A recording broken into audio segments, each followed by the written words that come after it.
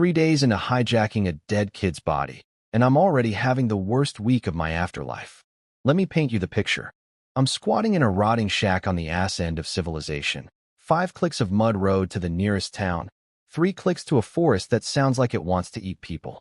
The air inside smells like burnt herbs, old leather, and something that's definitely a human organ giving up on existence. That last smell? That's old John. I guess you'd call him my guardian. But really I was just the discount labor he picked up from the orphan pile 5 years ago. Chop wood, skin animals, cook slop. Real heartwarming father-son dynamic. Except now old John is dying on his bed because yesterday he picked a fight with a mutant steel bristle boar the size of a small truck. He poked its eye out. It poked a hole in his stomach. I'd call it a draw, but the scoreboard says otherwise because his guts are turning black and he smells like a dumpster behind a butcher shop. Stop fussing, Victor, he wheezes at me, blood foam bubbling from his mouth like the world's worst cappuccino. Then his eyes go wide. Not the peaceful, I see the light, wide. Something terrible is coming wide. That boar. It followed the smell of my rotting wound. It's here. Cool. Cool. Love that for me. And sure enough, outside in the thunderstorm, I can hear it. Thud, thud, thud. Something absolutely enormous grinding through the mud toward our little wooden coffin of a house. But old John isn't done with his dramatic exit speech. He grabs my wrist so hard his fingernails break skin and starts monologuing about his life regrets. How he almost became a Silver Star Ranger back in the day, missed it by 1 step, and spent his whole life rotting in this cabin being bitter about it. Take the Blackwood bow. In the cabinet. Live. And then he dies. Eyes wide open, staring at glory he never reached. Real cinematic stuff. Thunder crack and everything. I'm standing there processing the fact that I am now alone in the wilderness with 0 survival skills and a revenge-crazed mutant pig outside, when boom. The entire front door bends inward. Not opens. Bends. Like someone tried to fold a 2-inch oak door in half. Boom. Crack. Second hit. The door bolt snaps. Wall bricks go flying. And then a head pushes through. A massive, black, armored skull the size of a washing machine, squeezing through the doorframe like a tank trying to parallel park in a phone booth. This thing is too fat to fit through the door. It's literally stuck, thrashing around, and every thrash makes the whole cabin scream like it's about to collapse. One eye is a black crater courtesy of old John. The remaining eye? Locked directly on me with pure, I will end your entire bloodline, energy. I grab a pitchfork. A gardening pitchfork. The one I use for turnips. Get out. I stab it right in the forehead, and clang. Metal on metal. Its bristles are literally steel armor. My pitchfork bounced off like I threw a chopstick at a battleship. My hands go numb. The boar does not appreciate the forehead boop. It rages harder, flips the door beam with its tusks, and half the roof caves in. Rain and tiles everywhere. It squeezes its front half inside. But I notice something. It's roaring with its mouth open. Mouth is soft. Mouth has no armor. Eat this. I javelin throw the pitchfork straight into its gaping maw. Direct hit. Sinks right into the tongue and gums. Beautiful. The pig goes ballistic, whips its head sideways, snaps the pitchfork handle, and the broken half clotheslines me across the shoulder. I fly backward into old John's cabinet like a rag doll. Pretty sure several bones are now in the wrong zip code. But guess what's in that cabinet? The bow. Old John's precious Blackwood hunting bow. His whole life's pride sitting there smelling like pine resin. I snatch it. Grab an arrow. The boar has spit out the broken fork and fully squeezed inside now. One bloody, eye glowing murder red. Hooves scraping the floor for its final charge. 5 meters between us. Even I can't miss at 5 meters. But here's the problem. I'm a noodle. I can barely pull this heavy bow halfway. A half-draw arrow on this thing's tank armor would be like flicking a rubber band at a refrigerator. Then I remember. The thing. The blue glowing text that popped up when old John died. Oh yeah, I have a cheat system now. When I touched his body, I got a word tag. Unfinished Silver Star, basically old John's lifetime of regret condensed into a magical power-up. And right now it's sitting in my inventory labeled, ready to enchant. Old John, I really hope your dying grudge is worth something, because I am about to cash it in. I mentally slam that glowing orb into the bow. The bow goes insane. Silver-white cracks explode across the entire surface like lightning frozen in wood. The thing is literally destroying itself to give me one god-tier shot. The string suddenly pulls like butter. No, it pulls itself, dragging my arm back past full draw, past what should be physically possible. Damage 400%. Piercing effect. Weapon self-destructs after use. One shot. One chance. Bao dies after. The boar is charging. 1 meter away. I can smell its breath. It smells like death ate garbage and didn't brush. I don't dodge. I stare straight into that one furious eye. Die. I let go. The sound of that arrow launching drowned out the thunder. The bow didn't just fire, it detonated. The arrow became a silver meteor, so fast it didn't even leave an afterimage. It drilled straight into that boar's remaining eye and punched clean out the back of its skull. Brain confetti everywhere. The wall behind it got a lovely new paint job in red and white. The boar's massive corpse kept sliding forward on pure momentum like a derailed freight train and crashed right next to my legs. The floor literally bounced. One twitch, 2 twitches, then nothing. Critical hit. Brain, penetrated. Boar deceased. Victor, also nearly deceased. I'm sitting on the floor, right hand shredded and bleeding because, oh yeah, the bow exploded in my hands when it fired. Old John's precious life treasure, his pride and joy, reduced to splinters. My left hand is holding a broken stub of the grip like a sad little stick. But hey, mission accomplished. Old John's body is safe.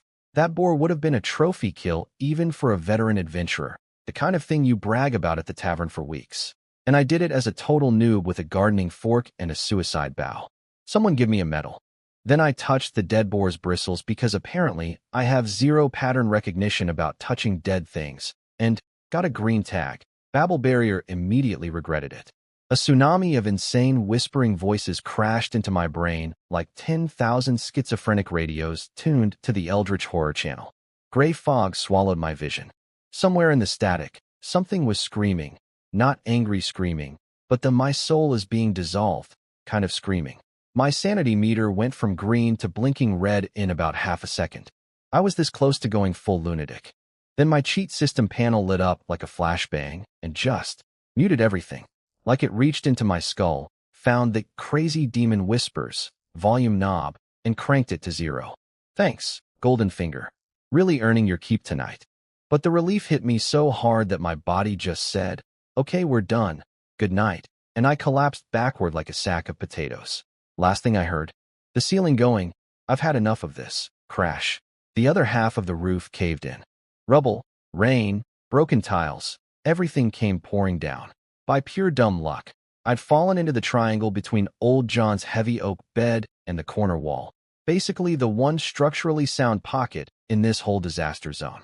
The falling beam caught on the bed frame and created a tiny shelter over both me and Old John's body.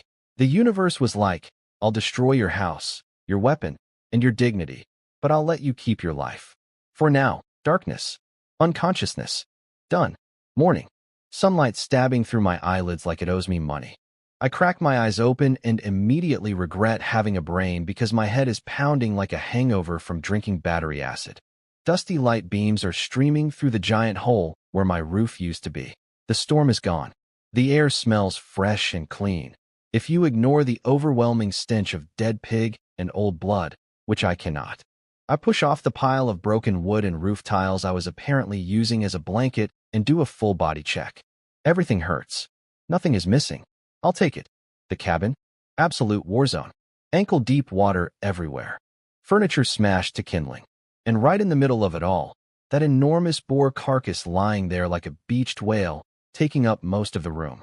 Even dead, with its broken tusk and steel needle bristles, this thing radiates, I could kill you in my sleep, energy.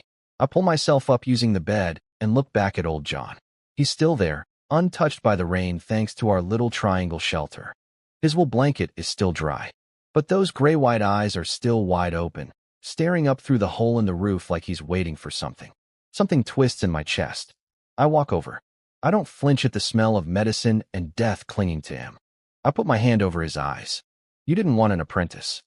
You wanted free labor. But I used your bow, so I'm at least half a disciple, right? The boar's dead. And I'm still alive. I close his eyes. His face softens, like he finally relaxed. Like he's just sleeping. All right, old man. Rest. Now back to the pig. In daylight, this thing is even more horrifying. Normal steel bristle boars are about 5 feet long. Bad-tempered, but still regular animals. This one, double the size, and not from hitting the gym. More like biological horror mutation. Its muscles look swollen and wrong. But the really creepy part? Its back and forehead have clusters of purple-black crystals growing straight out of the flesh. The veins around them are bulging in spiderweb patterns, turned a sickly grayish color. So it is contaminated. Now I remember those whispers from touching it last night. In the Blackstone Town Tavern, the old adventurers always talk in hushed voices about the deep part of this forest, the Gray Whisper Forest. Legend says there's ancient ruins at its heart. Nobody who went in ever came out alive. Something in there, some unnameable evil god, sends its madness out with the fog. Any creature dumb enough to wander too deep hears the whispers, goes insane, and mutates into, well, this. This boar stumbled into the deep zone, got brain blasted by cosmic horror FM radio, and instead of dying like most things do, it survived the first wave of corruption and grew freaking armor crystals. I tap one of the purple crystals with the broken bow stub. Ding ding. Sounds like glass. No wonder old John got wrecked. This isn't a regular monster. This is an elite mob. And that's probably why it dropped a green tier tag instead of white. So the loot table scales with difficulty. Good to know. Would have been great to know before the thing tried to redecorate my house with my organs. All right, crisis over, pig dead. Time to actually read the instruction manual on my cheat system. I pull up the panel and oh, there's a whole skills section I completely missed last night because I was too busy not dying. Let me read you my character sheet. It's humbling. Basic archery, not even beginner. You know how to hold a bow and aim. Whether you hit anything is between you and God. Proficiency, 34 out of 100. Generous. Basic swordsmanship, not even beginner. You hold a sharp iron sword, but to anyone watching, you look like you're swatting flies with a fire poker. Proficiency, 2 out of 100. 2. My system is roasting me. Trap making, level 1. You learn basic snares from old John. You frequently catch your own fingers. Proficiency, 20 out of 100. Wilderness survival, level 1. You can identify most poisonous mushrooms and find water. 45/100. Hey, not bad. Skinning and butchering, level 2. This is what you've done most for 5 years. You could skin a rabbit blindfolded. 50/100. My one marketable skill is being a professional animal undresser. Basic maintenance, level 1, sharpening stones, oiling leather, replacing arrow feathers. You can't forge legendary weapons, but you can keep old junk from falling apart slightly longer. 68/100. 5 years of slave labor, and this is what I have to show for it. Not a single combat skill above, toddler with a stick, level. But honestly, in a survival situation, knowing which mushrooms won't kill you is worth more than fancy sword tricks. Now, that green tag I grabbed from the boar. Babel barrier. The one that almost melted my brain last night. What do I do with it? I look around the ruins. Door destroyed. Walls mostly gone. Roof half collapsed. I'm basically sitting in an open-air exhibit called Free Meal for Predators. I need defense, not offense. Then a wild thought hits me. What if I can enchant my skills instead of weapons? I mentally drag the green glowing orb toward my wilderness survival skill and smoosh them together. The orb melts into the skill name like butter on a hot pan, and after a moment, new skill unlocked. Static camouflage, level 2, a reverse application of the Babel barrier. Instead of blocking madness whispers, you emit them. To low intelligence creatures, you're not a person, you're meaningless background noise, like static on a dead TV channel. When standing still or moving slowly, beasts and monsters instinctively ignore you. Your tracks become scrambled and nearly impossible to follow. Proficiency, 75 out of 100. 75. The fusion didn't just create a new skill, it upgraded it, and came with most of the proficiency bar already filled. That's like trading in a bicycle and getting back a motorcycle with a full tank. This is way better than slapping it on a weapon. When I used the white tag on old John's bow, the bow did one cool thing and then exploded. But enchanting a skill?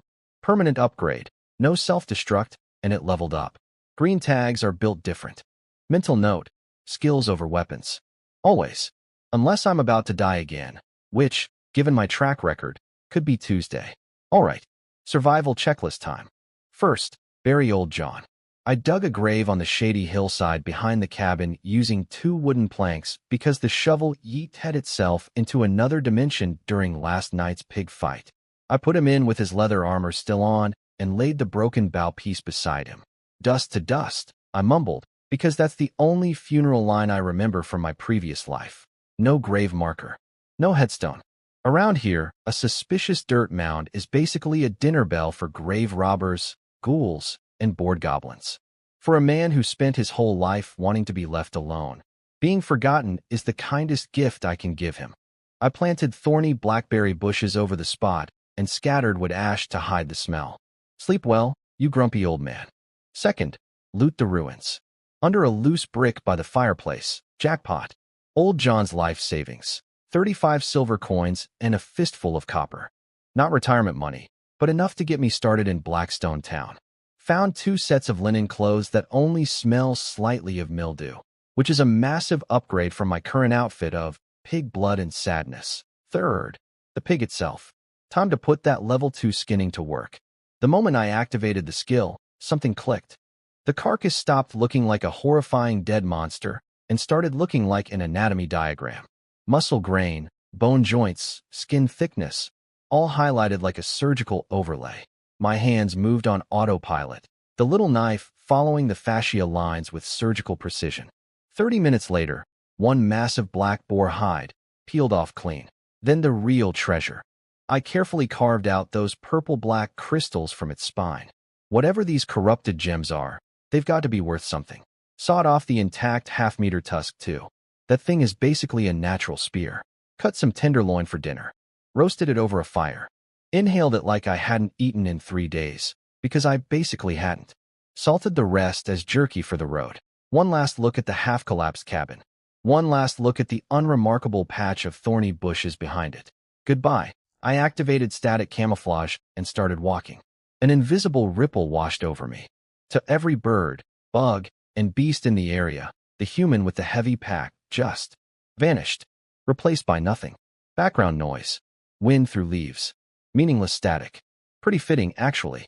A nobody from another world, walking away from a dead man's broken house, carrying everything he owned in a sack on his back, invisible to every living thing around him. Chapter 1 of Victor's excellent adventure, complete. Let's see what's in town. 5 kilometers of mud road. Sounds easy, right? Just a nice afternoon stroll. Wrong. Dead wrong. I wish I was dead wrong. Let me describe my situation. I'm a teenager with a fitness stat of 5.5, which my system helpfully translates as, your only advantage is being young, carrying a pig hide that weighs like a rolled-up carpet made of iron, a tusk the length of my arm, purple doom crystals, and assorted loot. Oh, and my stealth skill? It runs on stamina, which I don't have. If you were a rabbit sitting in the bushes watching the road, you'd see absolutely nothing.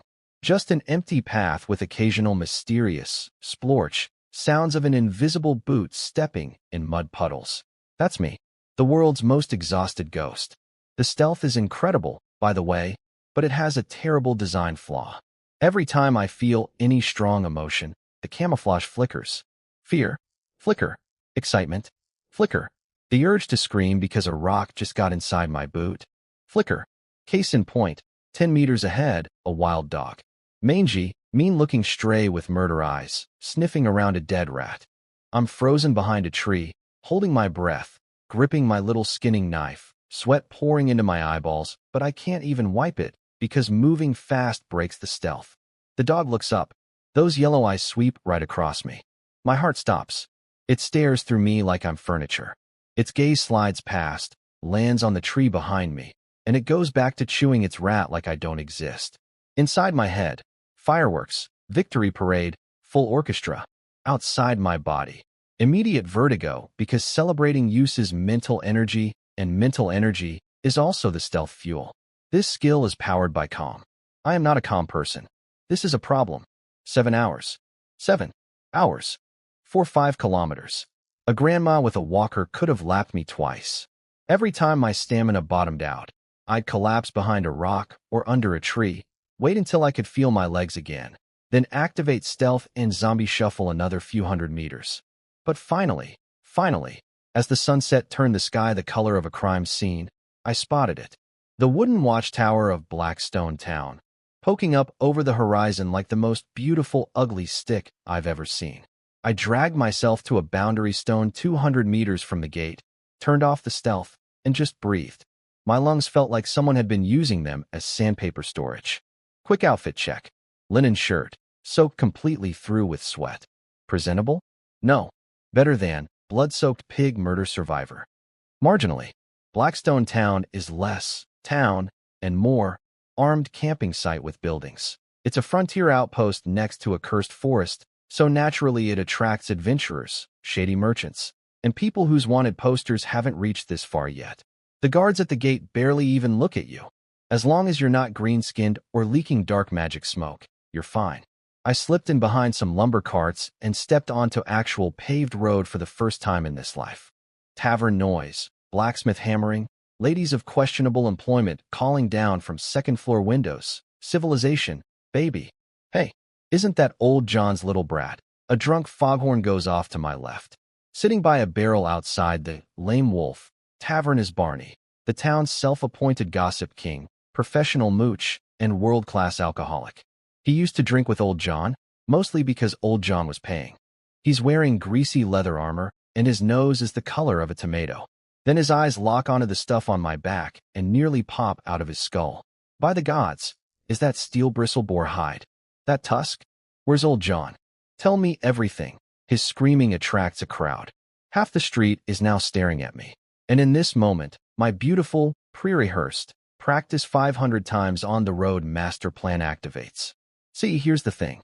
I am an orphan, with no combat skills, carrying expensive loot, in a frontier town full of morally flexible people. If I walk in and say, yeah, the old man's dead and I'm alone, I might as well tattoo ROB me on my forehead. So instead, I put on my best, exhausted but proud apprentice face and say, good afternoon, Uncle Barney. Old John is doing great. Better than ever, actually. I raise my voice so the crowd can hear. That boar smashed into our cabin last night. Right when things looked worst, old John fired the shot of his life, straight through the skull. One arrow. Clean kill. And in that moment, I pause for dramatic effect. In my mind, I'm picturing myself shooting that arrow, looking incredibly cool. But they don't need to know that. He felt himself break through his bottleneck. Barney's jaw drops. His drunk is evaporating in real time. He didn't even sleep. Packed up at dawn and left for Frostwind City. He's going to take the Ranger Guild's professional certification exam. Right now, while the momentum is fresh, you could hear a pin drop. The Ranger Guild exam. That's the gateway to becoming a real professional. Someone with status. Someone who gets a title at the Lord's Mansion. In this world, that's like saying your uncle just left to become an astronaut. Silver Star Ranger? Barney stammers, remembering all of old John's drunken boasting. I shrug casually and gesture at the mountain of loot on my back. So he sent me here to sell all this stuff and wait for him. You know how he is. Don't clutter up my pack with trophies, boy. Beautiful. Every word rehearsed. Logic airtight. Emotional beats perfectly placed. Because the math is simple. Orphan with expensive stuff equals free lunch for anyone with a knife. Apprentice of a guy who's about to become a certified professional warrior equals a bone with thorns that nobody wants to choke on. I watched the transformation happen on Barney's face in real time. That little flicker of greed in his eyes, valuable goods, defenseless kid, just evaporates, replaced by the biggest, fakest, most suck-up smile I've ever seen. He slaps my shoulder like we're best friends. I knew it. I always said old John was destined for greatness. His archery was the best in town. I always said so. When he gets back, I'm buying him the finest rum. Buddy, you have never bought old John a single drink in your entire life. But sure you will. The lie is working.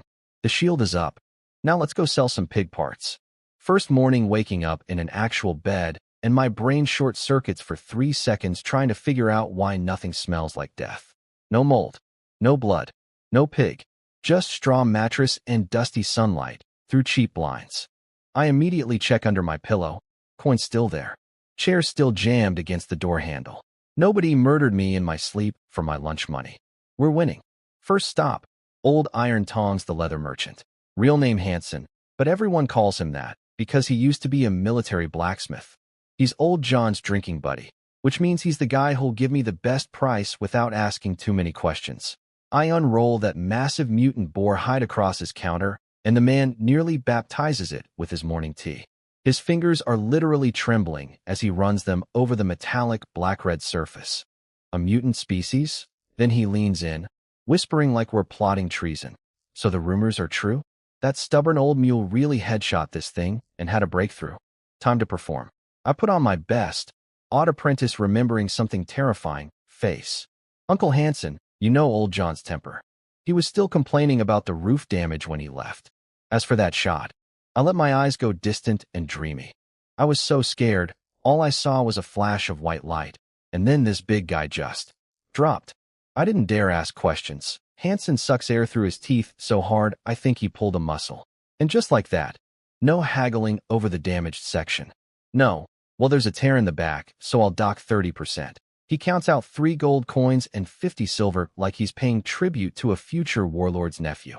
If you took this to the city you might get more, but in Blackstone Town, nobody beats my price. 1 gold coin of that is definitely. Please don't let your scary uncle come back and be mad at me tax. But hey, money is money.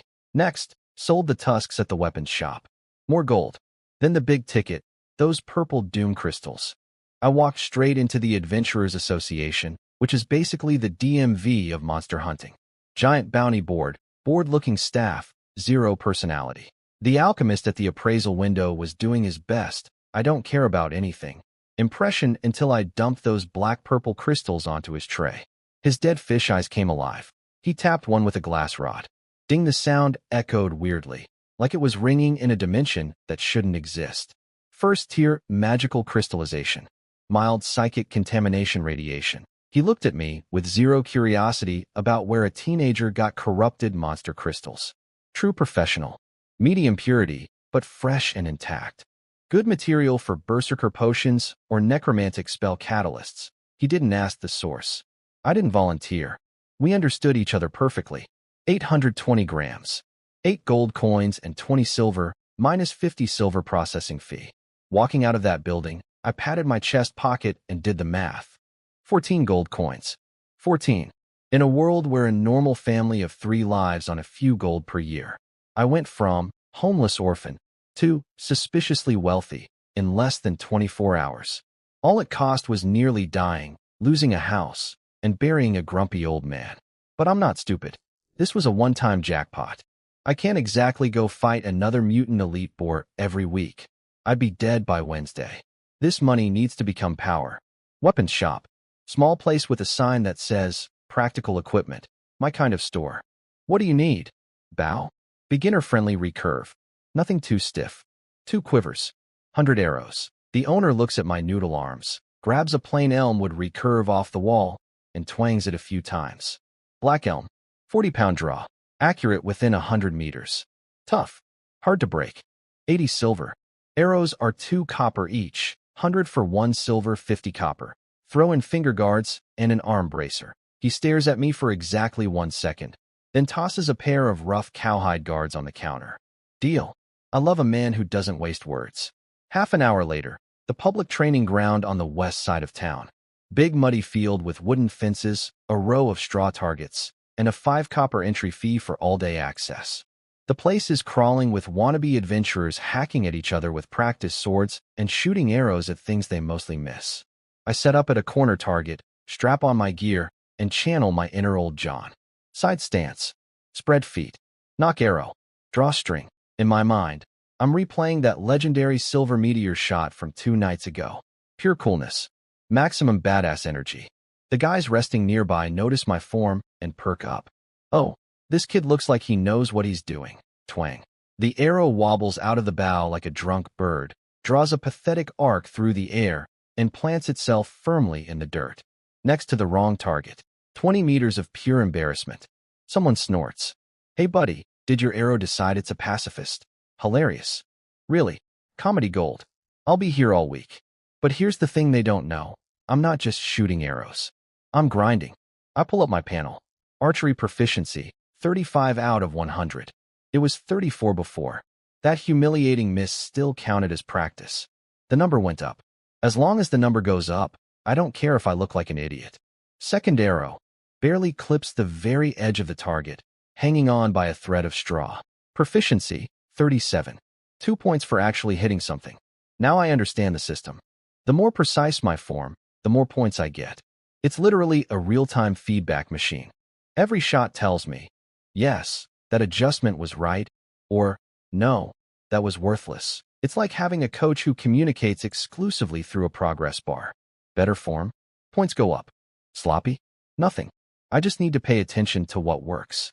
So I grind, and I grind, and I grind. All afternoon, one arrow after another. Adjusting my elbow by an inch. Shifting my grip by a millimeter. Breathing differently. Standing differently. The laughing stopped around hour 2. Because here's what freaked everyone out. I went from missing 9 out of 10 shots to hitting 5 out of 10, and by sunset, I was putting every arrow on the target. Not bullseyes yet, but consistent hits. 0 misses. For someone who started the day whiffing into the dirt, that's not normal progression. That's, did he sell his soul to the archery gods, progression. My arms finally gave up around golden hour. I physically could not pull the string anymore. Half my arrows were gone, spent, broken, or buried in the ground from my early shame period. I checked the panel one final time. Basic archery, level 1, you've mastered the rhythm of breathing and drawing.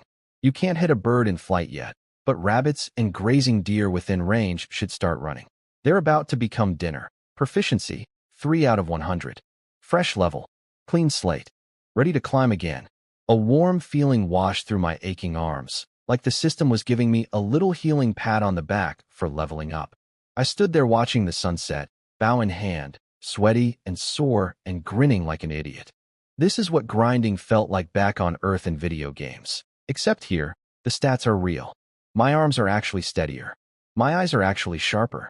This isn't fake XP on a screen. This is my actual body getting better. I could get addicted to this. 10 days of training montage. Cue the Rocky music. My life became the most boring graph in history. 2 points, 1 straight line. Wake up, train, sleep, repeat. Every morning at 6, I force-feed myself 2 pounds of eggs drowning in butter and a slab of beef that's still mooing. Not because I'm a foodie, because I did the math. This is the minimum calories needed to keep my muscles from literally falling off my skeleton after what I put them through every day. 7 a.m., training ground.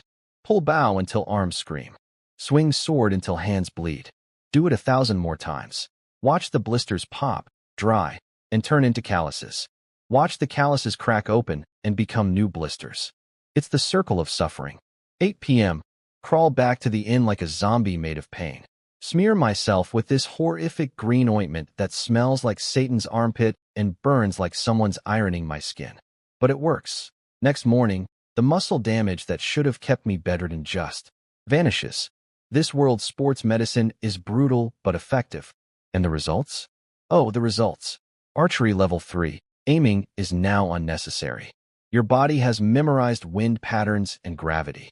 Draw, aim, release. It's as natural as breathing. Swordsmanship level 2. The clash of steel is no longer noise, it's rhythm. You can find gaps in an enemy's offense. In close combat, you're a genuine headache to deal with. 10 days ago, I couldn't hit a barn. Now I'm Robin Hood's less attractive cousin. But the grind is slowing down. Since yesterday, no matter how many perfect bullseyes I nail, even on moving targets, the proficiency bar barely budges. Shooting straw dummies can only take level 3 archery so far. I need real combat experience. And that's not even my biggest problem. My biggest problem is that my lie is rotting. It's been almost 2 weeks. Old John hasn't come back from his exam. People are starting to notice. At first it was friendly. Hey little Victor, when's your sharpshooter uncle throwing his victory party? Easy. Smile, lie, deflect. Got a letter 2 days ago, he passed. Just doing paperwork now.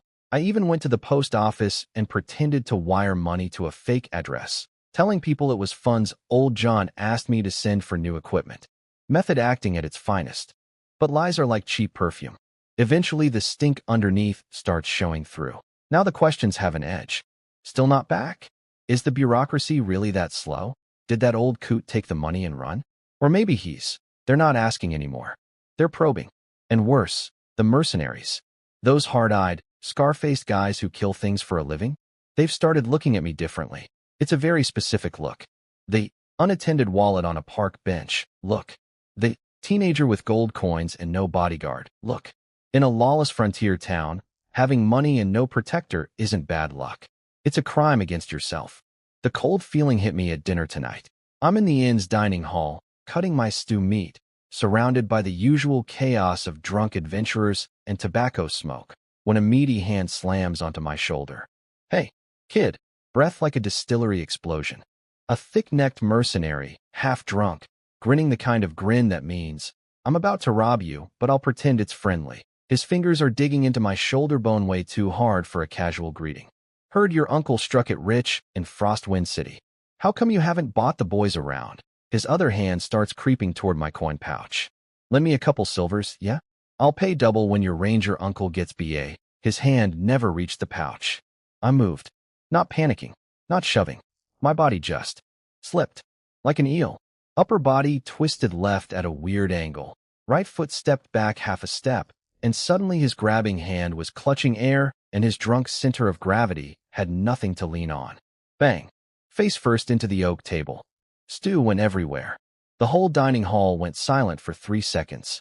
10 days of archery and sword training didn't just give me combat skills. They gave me body control. I know exactly where every muscle is, how much force I'm using, where my weight sits. That dodge wasn't trained. It was just available. Like my body finally speaks my language. I stood up, dinner knife still in my hand, and looked down at the mercenary scrambling to his feet. I didn't say anything. I just stared at his throat. It's a habit I picked up from butchering the boar, automatically evaluating where to cut for maximum efficiency. Purely professional. But to him, it looked like a teenager casually deciding which artery to open. His drunk evaporated real fast. He suddenly remembered that I was apprenticed to the guy who supposedly one-shot a mutant elite monster with a single arrow. Forget it. Who needs your money anyway? He scrambled back to his seat while the whole tavern laughed at him. I dropped a silver coin for the spilled food and walked calmly to my room. Closed the door. Leaned against it. Hands shaking. Palms drenched in sweat. That was a test. A probe. Next time it won't be a drunk idiot grabbing my shoulder. It'll be a poison knife in a dark alley. Time's up. I can't keep playing, waiting for Uncle, anymore. I pulled the pre-packed bag from under my bed. Yeah, I'd already packed. Because part of me knew this moment was coming. 30 minutes later, I walked into the weapons shop. Different shop than my usual places. Can't let the gossip network figure out I'm spending all my money on gear, because that screams, the uncle isn't coming back. I slapped 12 gold coins on the counter. Nearly my entire fortune. Full kit for hunting in the gray whisper forest. The owner looked at me. Really looked. Something in his eyes said he could see the difference. The soft greenhouse flower was turning into a weed. Weeds survive. What I walked out with, Blackhorn composite bow. 80-pound draw, double my training bow. Effective range 200 meters. Can punch through chainmail. Moisture treated for forest combat. For gold. Hardened studded leather armor. Made from adult wind wolf hide. Reinforced with iron rivets at critical points. Lighter than chainmail, tougher than soft leather. Stops arrows and animal bites. Won't stop a hammer. 3 gold, 50 silver. Steel short sword. Military grade. No decorations. Just hard, fast, and sharp. Blood groove for quick bleed out. 1 gold, 50 silver. The description, stab and drain, really sells itself. Black iron arrows. Armor-piercing tips mixed with black iron powder. 50 copper each. I grabbed 10 of those plus 2 quivers of regular arrows. Plus bandages, blood-clotting powder, bug repellent, and 5 days of rations. Total damage, 10 gold coins. My wallet went on a crash diet. But here's the thing. Coins in a bag are just metal. Gear on your body is survival. Walking out of that shop in full kit, leather armor fitted, composite bow on my back, short sword on my left hip, quivers on my right. I caught my reflection in a window. 2 weeks ago, a scared kid stumbled into this town carrying pig skin. Now, still a kid, honestly, but a kid with a lot of sharp objects and the look of someone who's already killed something bigger than you. I didn't go back to the inn. I didn't wait for morning. Tonight, Gray Whisper Forest. Right now, I need combat tags. I need power. Because if I come back to this town empty-handed, the next chapter of my story gets written by someone else, with a knife, in a dark alley, over 14 gold coins worth of motive. Let's go hunting. The Gray Whisper Forest at night is the kind of place where even the bugs sound angry about being there. The second I crossed the tree line, marked by some old oaks that adventurers hacked white lines into. Basically the forests, you will die past this point, signs, everything changed. Temperature dropped. The air went thick with rotting leaves and pine, and every cricket sounded like it was screaming a tiny warning. I did not go deep. Let me be extremely clear about that. I am a level 3 archer with the body of an underfed teenager. To the real predators in this forest, I'm not a threat. I'm a snack. A crunchy little granola bar with a bow. Found a nice little rock alcove to camp in. No fire. Lighting a fire in this forest at night is basically sending a dinner invitation to every monster within 5 kilometers. Hey, free human, come and get it. Bring friends. Instead, I sprinkled bug repellent powder around my little rock fort and set up the most basic alarm system ever invented. Fishing line, 20 centimeters off the ground, connected to strings of dried bones and nutshells hanging from trees. Anything big walks through, rattle, rattle. I wake up. That's the whole plan. Old John would have set up beautiful snare traps and clever nooses. I set up the caveman equivalent of tin cans on a string. But you know what? It works. I don't need to catch anything. I just need 2 seconds of warning to grab my sword and not die. Slept with the short sword hugged to my chest like a teddy bear made of murder. Every gust of wind through the treetops woke me up. 0 stars. Would not recommend this campsite on any review platform. Morning. Chewed some dry rations with cold water. My stomach cramped in protest because it had gotten used to the buttered eggs and beef back at the inn. Spoiled little organ. We're roughing it now, deal with it. Objective for today, goblins. The Adventurers Association requires 5 goblin left ears to register as an apprentice adventurer. That's not just a title, it's a shield. With official adventurer status, the guild's protection rules kick in, and all those greedy mercenaries eyeballing my coin pouch suddenly have to think twice. Adventurers are valuable assets to Blackstone Town. You don't rob assets. You tolerate them. So I need ears. 5 little green ears. Let's go shopping.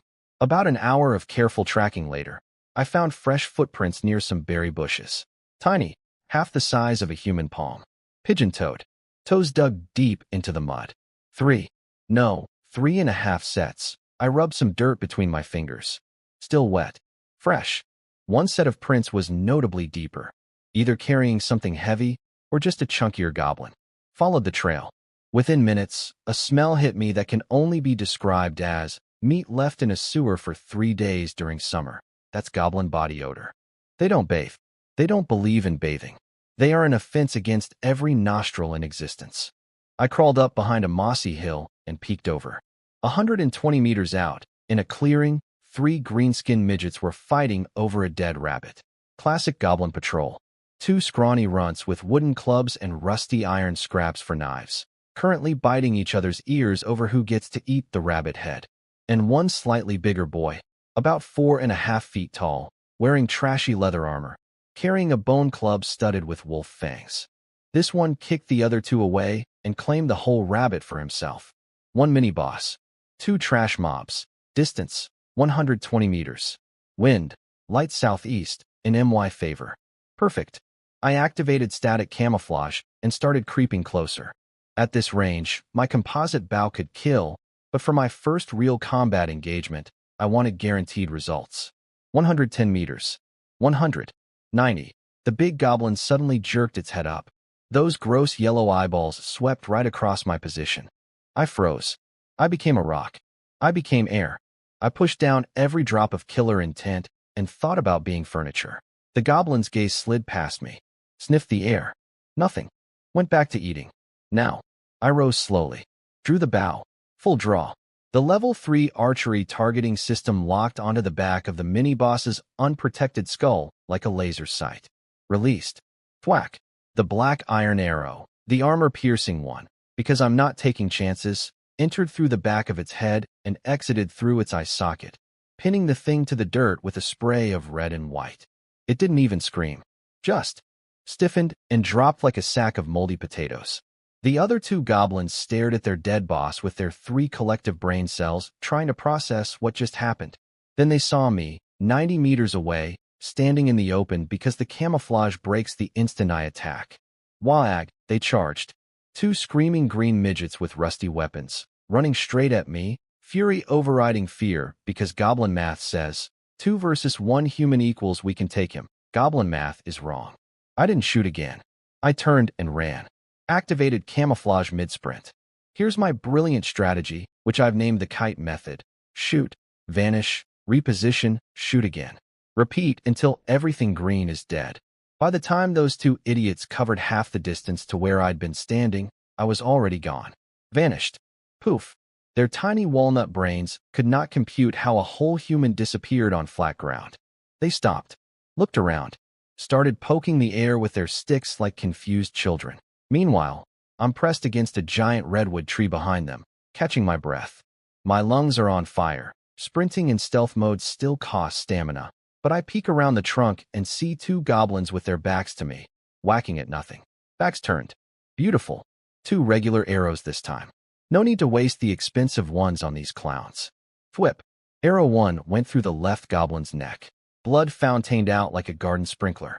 It grabbed its throat, made a sound like a broken accordion, and crumpled. The last goblin broke. It couldn't see me. Its friends were dying from invisible arrows. Whatever tiny courage existed in its green little heart shattered into dust. It shrieked, dropped its rusty knife, and bolted into the forest. Running? I stepped out from behind the tree. No rush this time. I tracked the fleeing green blur with my bow sight, calculated the lead distance, and released.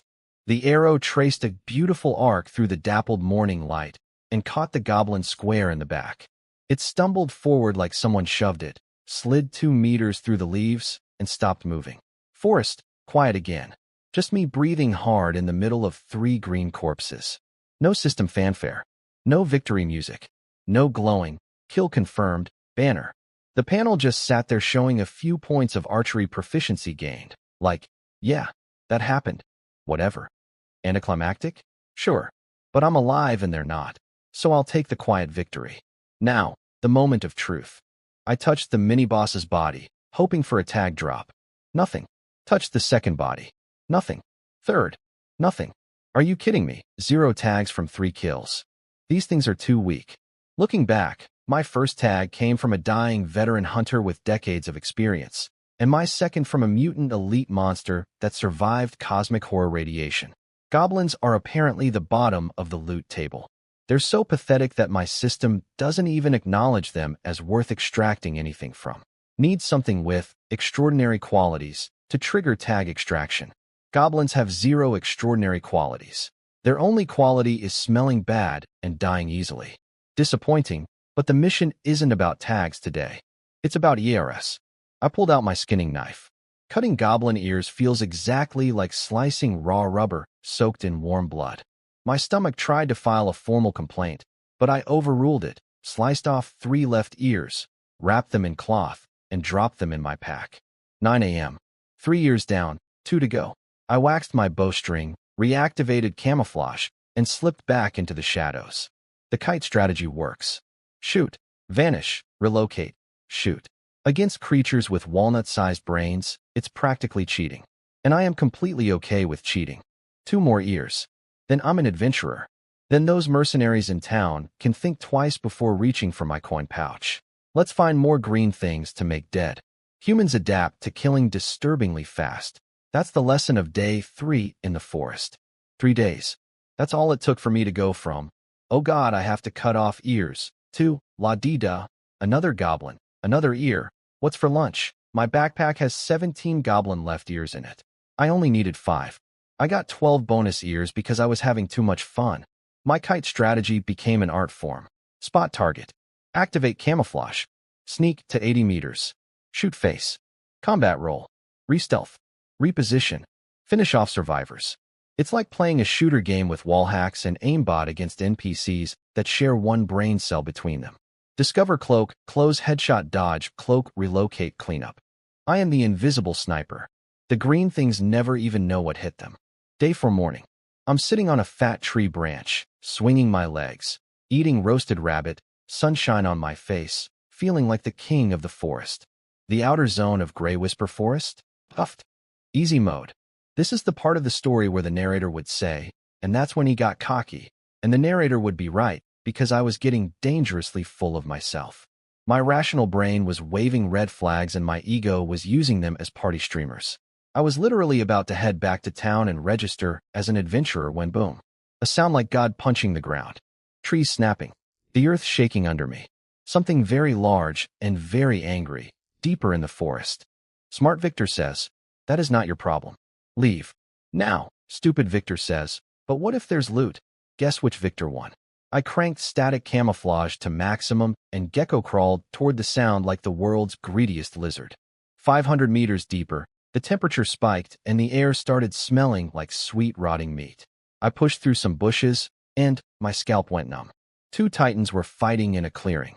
In the left corner, a giant snake as thick as a barrel with purple-black scales and, oh, this is fun, 2 heads. Both heads were spewing corrosive poison fog like organic chemical weapons. In the right corner, a massive wolf, ash blue fur, at least twice the size of a normal wind wolf, with visible streams of green wind energy swirling around its legs.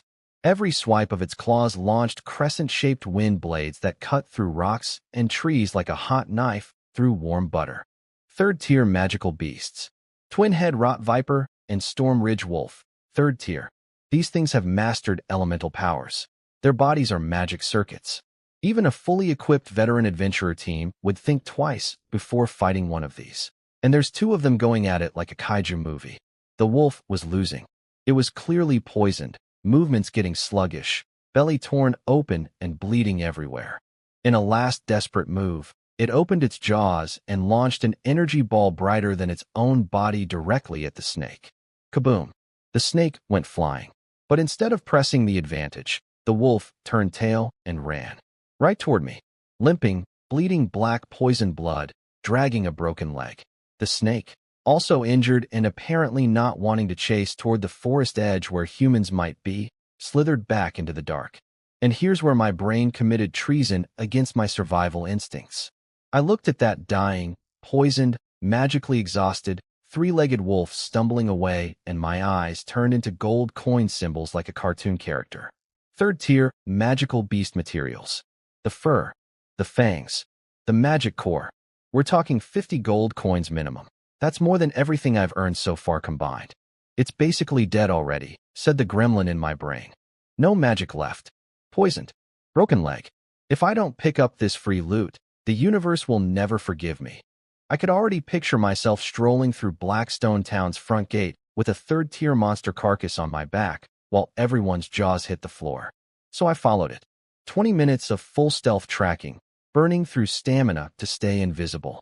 The wolf finally collapsed by a dried riverbed, sprawled on the rocks, gasping, black toxic blood pooling underneath it. It looked done. Finished. A corpse that hadn't gotten the memo yet. I positioned myself 50 meters away behind a big, old locust tree. Absolute kill range for the composite bow. Drew a black iron armor-piercing arrow. Aimed for the exposed eye socket. This is it. Die. Twang. The instant my bowstring vibrated. The instant that dead wolf's ear twitched.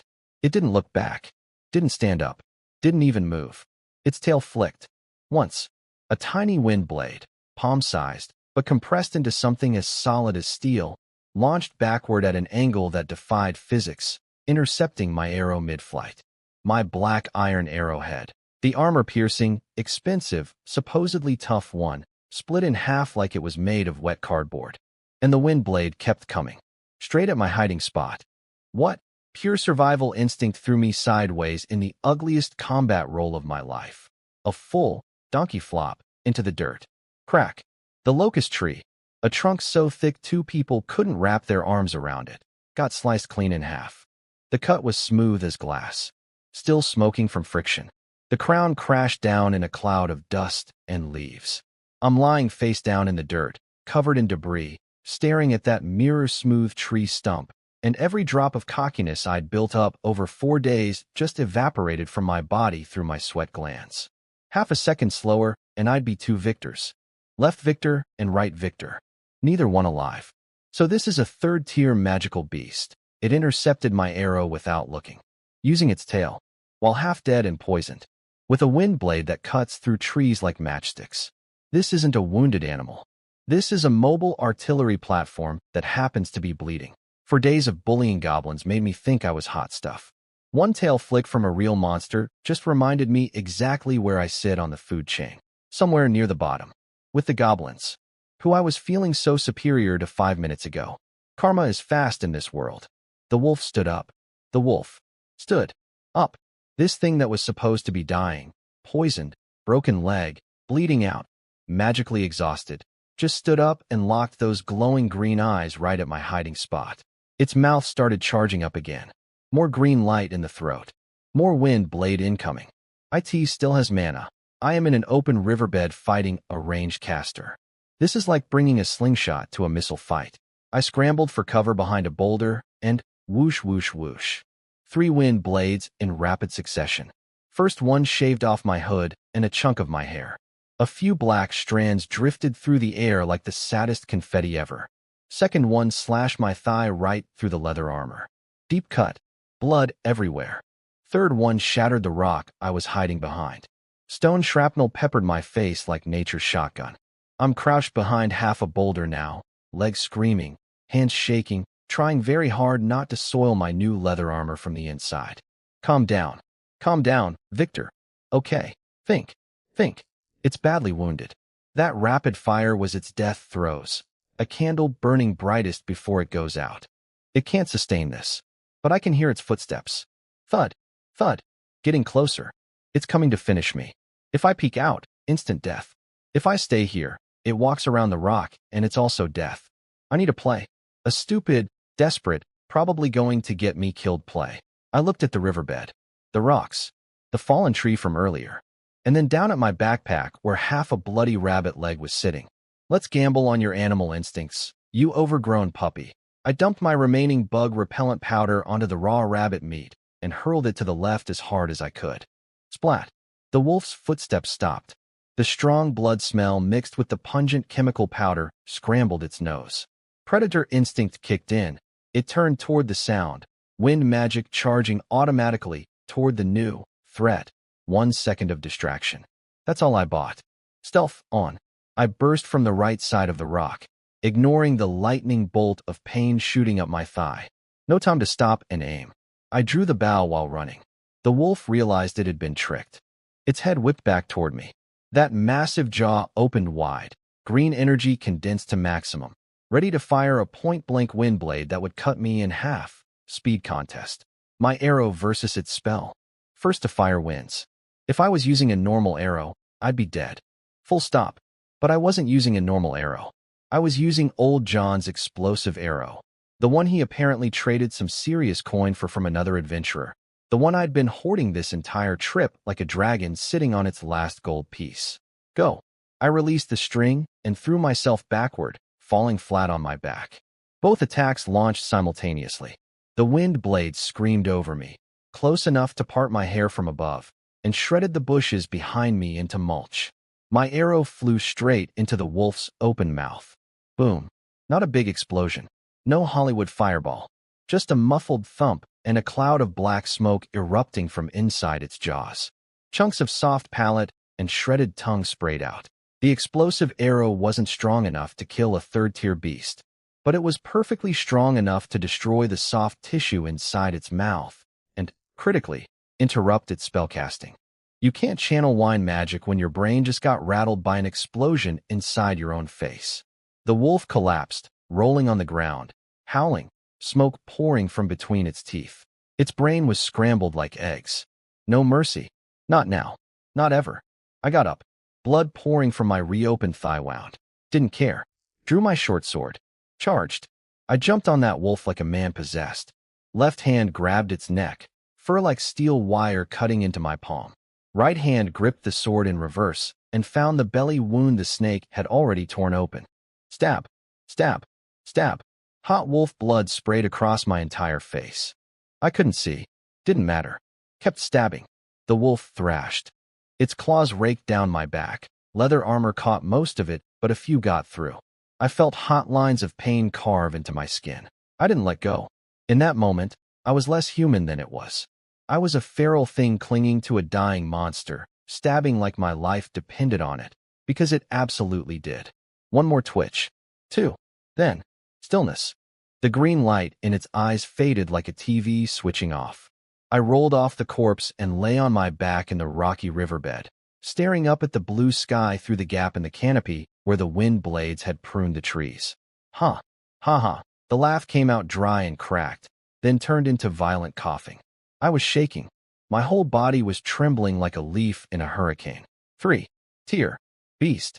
If it hadn't been pre-poisoned and half-dead from fighting the snake, I'd be a corpse. If it hadn't been out of mana from that energy ball attack, corpse.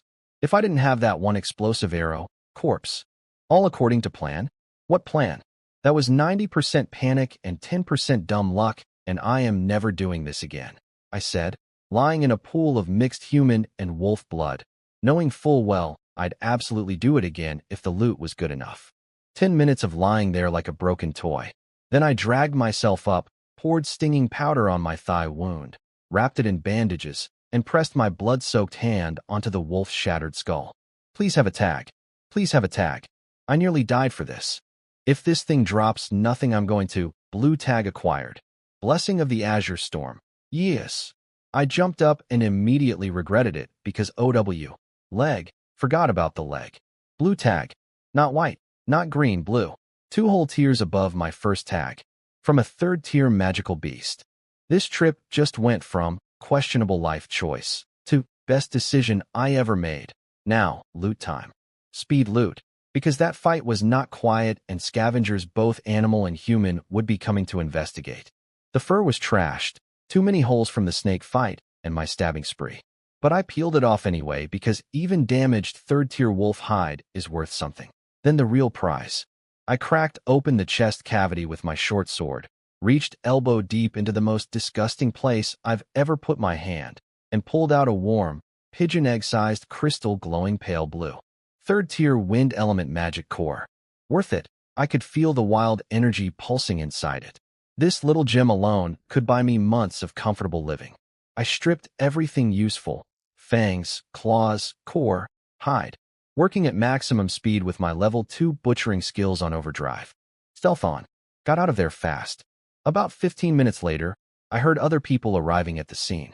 They found the wolf carcass, stripped clean of everything valuable, and all they could do was sigh. Sorry, boys. Early bird gets the murder wolf. And this particular early bird is currently limping toward town with blue tier loot in his pocket and the biggest, stupidest grin on his bloody face. I dragged my half-dead carcass 3 kilometers from that riverbed, on one good leg, mind you, until I found a crack in a hillside rock barely wide enough to stuff a human into. Perfect. Beautiful. The Ritz-Carlton of, please don't let anything eat me tonight. Back against solid rock. Only one narrow way in, and I set up my tripwire alarm bells with the precision of a man who just learned what happens when you get cocky in a murder forest. Triple-checked every wire. Every angle. Every bell. Good enough, days are over. Then I collapsed against the cold stone, soaking in my own sweat, chewing bread that tasted like a brick had a baby with a rock, washing it down with water so cold it made my teeth hurt. I looked at my thigh. The wind blade cut was deep enough to see bone. 2 inches to the left, and it would have hit the artery. I'd have bled out in 90 seconds on a riverbed, surrounded by goblin ears and wolf guts.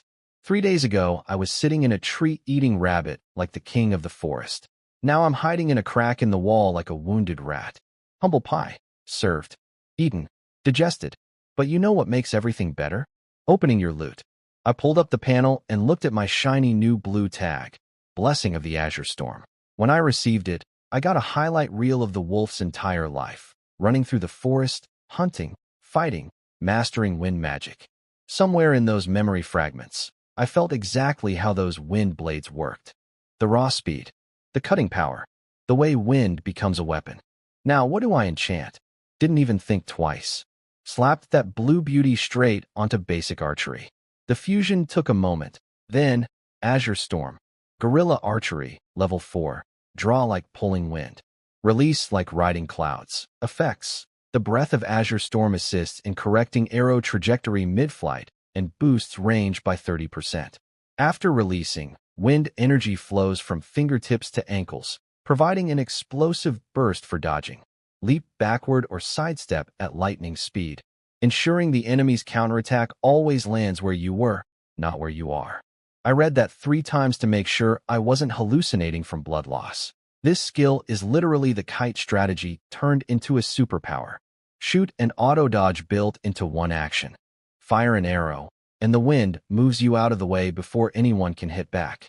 It's like the universe looked at my cowardly hit-and-run fighting style and said, "Here, let me make that into an actual martial art for you." And the stats. Oh mama, the stats.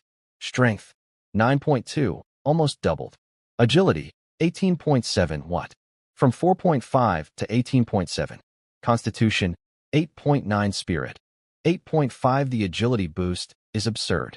Makes sense for a ranger-type skill, but going from trips over own feet to basically a ninja in one enchantment is the kind of power spike that would get nerfed in any balanced game. I wanted so badly to run outside and test it immediately, but my leg was still held together by willpower and bandages, so I forced myself to lie down. Sleep first. Power fantasy later. 3 days of recovery. 3 days of being the most patient I've ever been in 2 lifetimes. Day 1. Rain.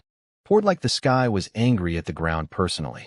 I sat in my little crack cave doing dry fire practice, drawing the bow without shooting, over and over. Because everything felt different now. Before, pulling a bowstring was just muscle versus tension. Pure arm strength. Now, when I touched the string, I could feel a tiny current of air wrapping around my fingertips, flowing down the bow like it was alive. The bow wasn't a tool anymore. It was an extension of my arm that could taste the wind. Wind flows. So do arrows. Deep thoughts from the murder crack. Day 2. Rain stopped. My thigh wound had scabbed over thick. Thank you. 8.9 Constitution. Still tender, but functional. Time for live fire testing. Target. A knot on a birch tree, 100 meters away. I did not stand still and aim like a normal person. Instead, I started running to the left, then mid-sprint, spun, drew, and fired in one fluid motion. Old me? That arrow would have ended up in a different zip code. New me? I watched the arrow leave the bow and do something that broke physics. It curved, just slightly, a tiny, impossible mid-air adjustment, like an invisible hand nudged it back on course, correcting for my running momentum. Thunk, dead center of the knot. And then, the instant the arrow left the string, a shockwave of force erupted from under my feet. My body launched sideways 3 meters like I'd been fired from a cannon. I landed silently, knees bent, wind energy cushioning the impact like an airbag made of breeze. Zero noise. 3-meter displacement. Completely repositioned. I stood up, brushed the dirt off my armor, and my eyes were doing that anime sparkle thing. This is guerrilla archery. The shot isn't the end of the action. It's the beginning of the next dodge. Attack and evasion fused into one motion. Shoot here, be there. By the time anything retaliates, I'm already in a new position lining up the next shot. If I'd had this skill against the wolf, that fight would have been a joke. Day 3. Food ran out. Didn't matter. I am now the scariest thing in these woods that weighs under 150 pounds. Noon. Fat gray rabbit poking its head out of a bush, nose twitching, carefully checking for danger. 50 meters away, a patch of nothing leaned against a tree trunk. That nothing was me. The rabbit sensed something. Started to bolt back into its hole, arrow out. Not in a straight line. The arrow curved around a tree branch that was in the way, riding a whisper of wind, and pinned the rabbit through the neck. Simultaneously, my body backflipped off the ground, landed on a tree branch above, and melted into shadow. Gone. One motion. Kill confirmed. Position changed. No wasted movement. I dropped down, picked up the twitching rabbit, and smiled. 3 days. Wound healed. Skill mastered. Groceries acquired. I did a final gear check. Composite bow, strung and ready. Arrows, fewer than I started with, but each one polished mirror bright. Short sword, hip mounted. Wolf magic core, tucked against my chest in its cloth bag. 17 goblin ears, still gross, still in the pack. Time to go home. I pulled up my hood, hiding eyes that had become sharper and darker than the kid who first walked into this forest a week ago. The wind blew through the treetops, and a shadow slipped between the trees, heading toward Blackstone Town without making a single sound. That shadow used to be a scared orphan with a pitchfork. Now it's something else entirely. 4 p.m. Peak rush hour in Blackstone Town. Adventurers coming home. Merchant caravans lining up. Cheap beer smell leaking from every tavern window. Maximum audience. Perfect. I timed this entrance like a Broadway premiere. I walked through the south gate nice and slow. Not because I was tired. Okay, partially because I was tired, but mostly because of the enormous thing on my back. A linen-wrapped package the size of a small boulder, perched on top of my already stuffed backpack like a nightmare cherry on a trauma Sunday. A gust of wind caught the wrapping and peeled back a corner. A flash of cold, storm blue fur caught the sunset light. The 2 cart horses nearest to me lost their minds. Rearing up, eyes rolling white, hooves flailing, nearly flipping an entire cargo wagon. The driver was screaming curses, whipping the reins. No idea why his animals suddenly decided today was a great day to audition for a rodeo. Animals know. They can smell apex predator even when it's dead. The crowd turned to look, and the entire gate area went quiet like someone hit the mute button on reality. It was a wolf head. A wolf head the size of a millstone. Even dead and dried, with blackened blood crusting the neck stump and the light gone from its eyes, this thing radiated. I was at the top of the food chain, and you should be grateful I'm not alive right now. Energy. And the fur, not regular wolf gray. A deep, noble indigo blue, like a piece of the sky after a storm had been stitched into an animal. Is that a shadow wind wolf? That kid can take down second-tier beasts now. Look at the fur color, you idiot. That's a Storm Ridge wolf. 3rd tier. Boss class. 3rd tier. The whispers spread like wildfire. In this forest, 2nd-tier elites make veteran adventurers run away. 3rd tier? That's professional only. Bring your best team. Update your wolf first territory. And here's a teenager carrying one on his back like groceries. I kept my face completely blank. Didn't acknowledge a single stare. Just adjusted my shoulder strap and walked through the crowd while the dead wolf's aura cleared a path better than any bodyguard could. Now, I didn't come straight here with this head. When I first butchered the wolf a week ago, I was way too injured to carry something this heavy all the way back. So I buried it. Marked the spot. Came back this morning to dig it up specifically for today's performance. But before going to the Adventurers Association, I had a detour to make. I turned down a back alley that smelled like sour dishwater and bad decisions. The alley behind the Lame Wolf Tavern, favorite hangout of every bully, loan shark, and I'll rob the orphan kid, mercenary in town. And there they were. The same crew that had been circling me for days. The same meat-faced thug who grabbed my shoulder at dinner. Currently squatting against a wall, half drunk, bragging about yesterday's exploits. Hey, heard old John's brat still hasn't come back? I bet the old man's dead. Tonight we should. His sentence died in his throat. He felt it before he saw it. That cold feeling crawling up the spine. He looked up and met my eyes. Black. Calm. Absolutely empty of emotion. I stood 3 meters away. Said nothing. Drew no weapon. I just turned slightly, so the wolf head on my back faced them directly. That massive, terrifying skull stared right at them with dead blue eyes, jaws frozen mid-snarl, looking like it could come alive and unleash a hurricane at any moment. Clank. Someone's cheap wine cup hit the ground and shattered. Every drop of alcohol evaporated from their bloodstreams simultaneously.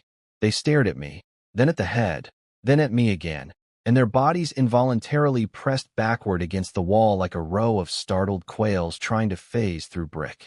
I pulled my hood up and walked away. Didn't say a single word.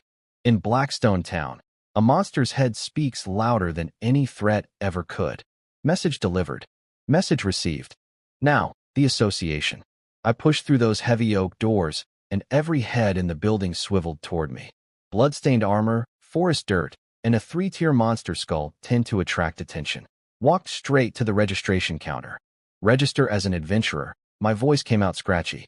Hadn't talked to another human in a week. The receptionist, a young girl, looked at me, looked at the thing on my back, and started stuttering like a broken music box. Why yes, sir. Do you have goblin ears? Registration requires F5, 5 left ears. Yes. I untied a pouch from my belt and flipped it upside down. Clatter. A pile of dried green ears tumbled across the counter. 1, 2. S17. She counted with trembling hands. 17. I needed 5. I brought 17. Because overkill is my love language. Registration complete. They handed me my adventurer badge, a rough black iron plate with a crude sword and shield engraving. Ugly as sin, but it meant two beautiful things: tax exemption and legal self-defense immunity. The extra 12 ears got cashed in as standing bounty rewards. Nice little bonus. But I wasn't done.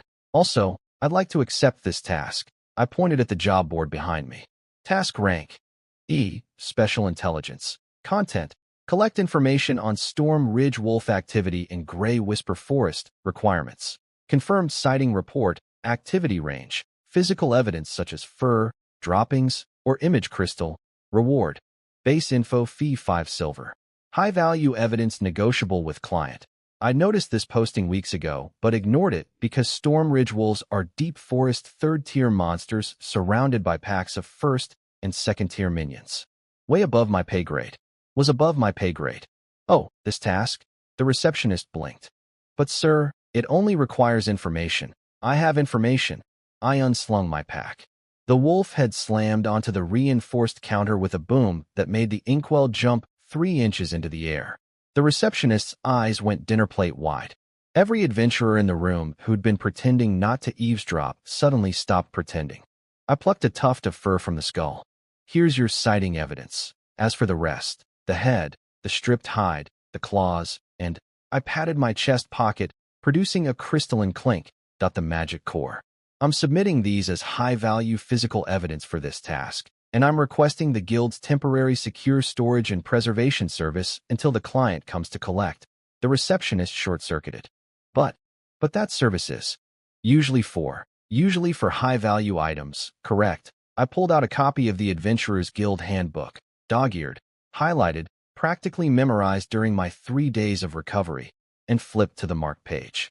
Per Chapter 4, Article 12, for designated special tasks where evidence is valued over 50 gold coins, the Guild is obligated to provide top-tier security storage free of charge to prevent evidence damage or theft before handover. I looked at the wolf head. Looked at the receptionist. These items exceed 50 gold in estimated value. Is there a problem? There was no problem. Every word was technically correct, legally airtight, procedurally flawless. But what I'd actually just done was turn the Adventurers Guild into my free personal bank vault. Renting a safety deposit box in town big enough for a wolf head this size? 1 gold coin per month, no transport security included. But by filing this as task evidence, the guild now has to guard it with maximum security at 0 cost to me. Anyone who touches it is picking a fight with the entire guild. I just outsourced my bodyguard problem to the most powerful organization in town for the price of 1 piece of paperwork. Somewhere behind me, a veteran adventurer with a pipe burst out laughing. This kid, this absolute genius, saved his money and hired the biggest bodyguard in town. The branch manager came down. Sharp-eyed middle-aged guy. He looked at me, looked at the wolf head. He understood exactly what I was doing. I was borrowing the guild's power, using their authority as a shield. A tiny ant carrying a gold brick through a crowd of thieves, so the ant convinced the biggest guy in the room to hold the gold for him. The manager smiled. Process it. Highest security tier. And send word to the client in Frostwind City immediately. The Storm Ridge Wolf Trail has been found. The client showed up fast. One day I'm filing paperwork. Next day there's a butler in a tailcoat sitting across from me in the VIP room on the 2nd floor. A floor that's normally professionals only, but got temporarily unlocked because apparently bringing in a 3rd-tier monster head earns you the fancy tea treatment. This guy was dripping with aristocracy. Hair slicked back so perfectly it could deflect arrows. Gold-rimmed monocle. Tailored black suit without a single wrinkle. Every movement screamed, I have more money than your entire town. He examined the wolf head and the magic core like a jeweler appraising diamonds. Preservation is excellent. Especially this core. The wind element structure is remarkably stable. I sat on the velvet sofa with my back straight, Giving my best, I do this every Tuesday, energy. Got lucky, I said. 2 words. Cool guys don't monologue. The butler smiled, the kind of smile that says, I know you're full of it, but I respect the performance. He pulled out a silk coin purse and slid it across the table. Including the claws and hide, 145 gold coins total, 145 gold coins. My heart skipped a beat, so hard it almost left my chest cavity. Old John saved his entire life and left me 35 silver. I can't even do the conversion without getting dizzy. But my face? Stone. Absolute granite. I picked up the bag, felt the weight, nodded once. Fair price. Thanks. Internally, I was doing backflips while fireworks went off behind my eyeballs, but externally, I was cooler than the wolf's wind magic. The butler stood, adjusted his already perfect cuffs, and dropped the real bomb. Victor, the Clement family appreciates capable individuals. If you ever come to Frostwind City, look me up. Noble family connection, acquired. Through the window, I watched him climb into a luxury carriage with a violet crest.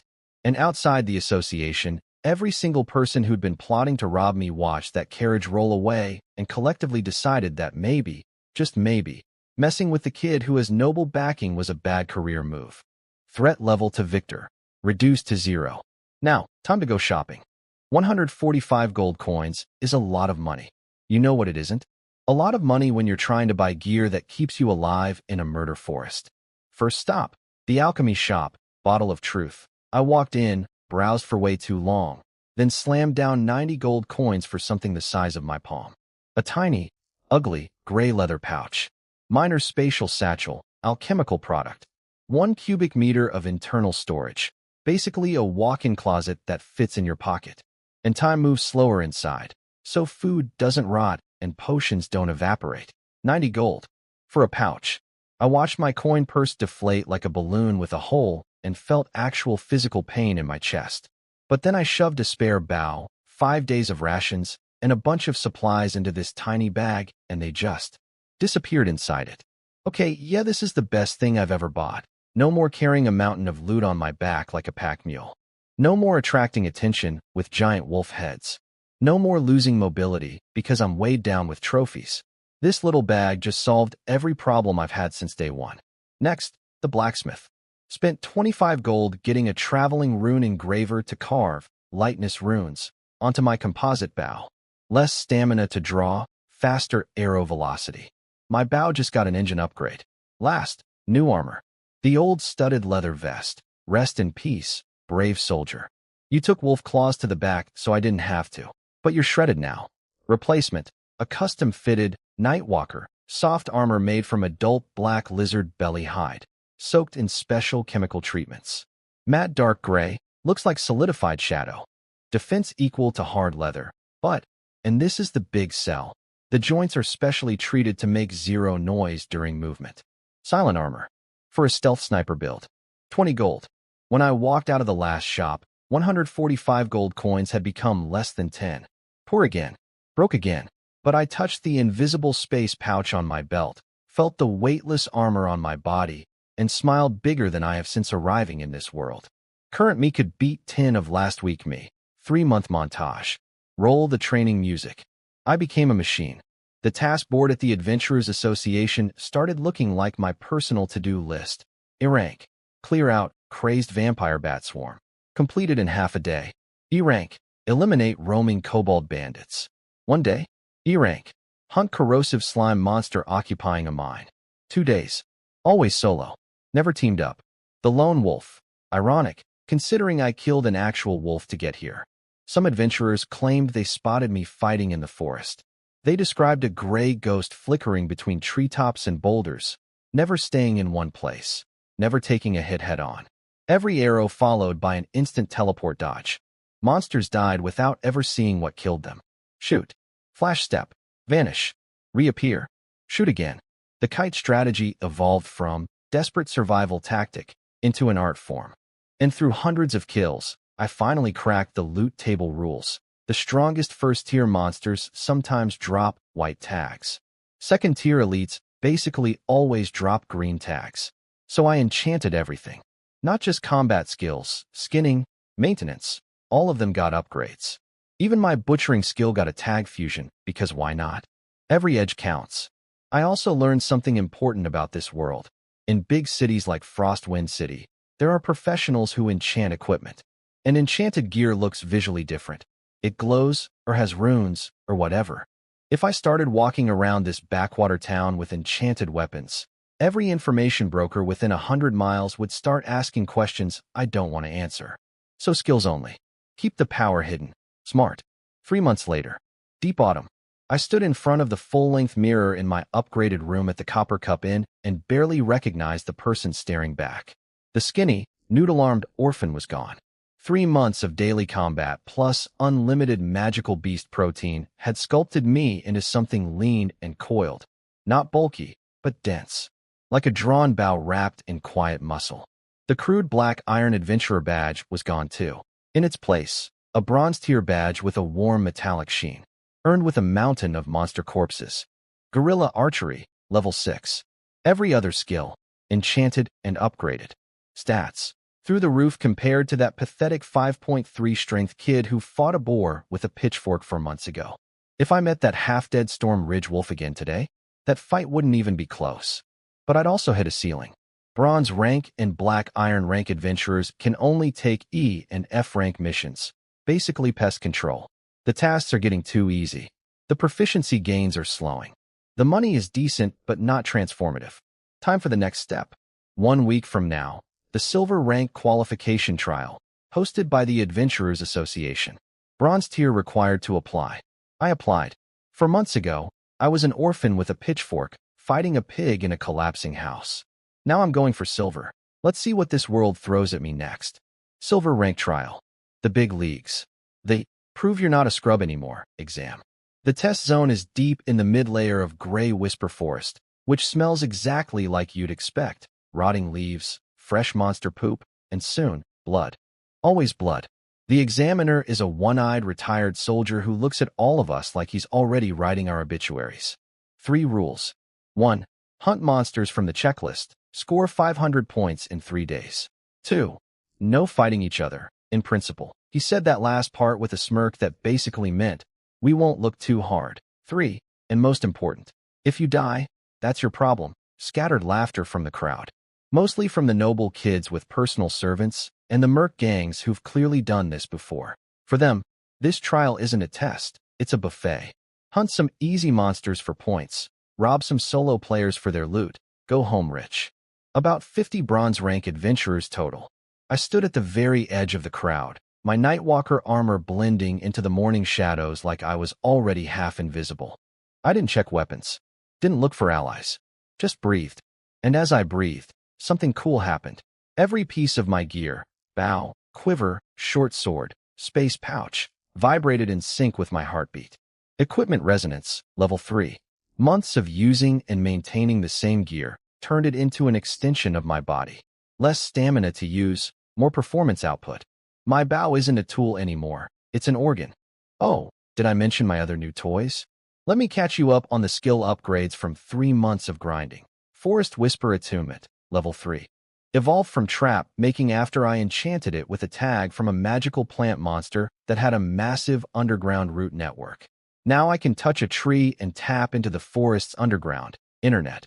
Every root, every vine, every patch of moss becomes a sensor. Footsteps. I feel them through the earth. Something brushing past a bush 300 meters away. I know about it. It's like having security cameras made of trees. Weakness Insight, level 4.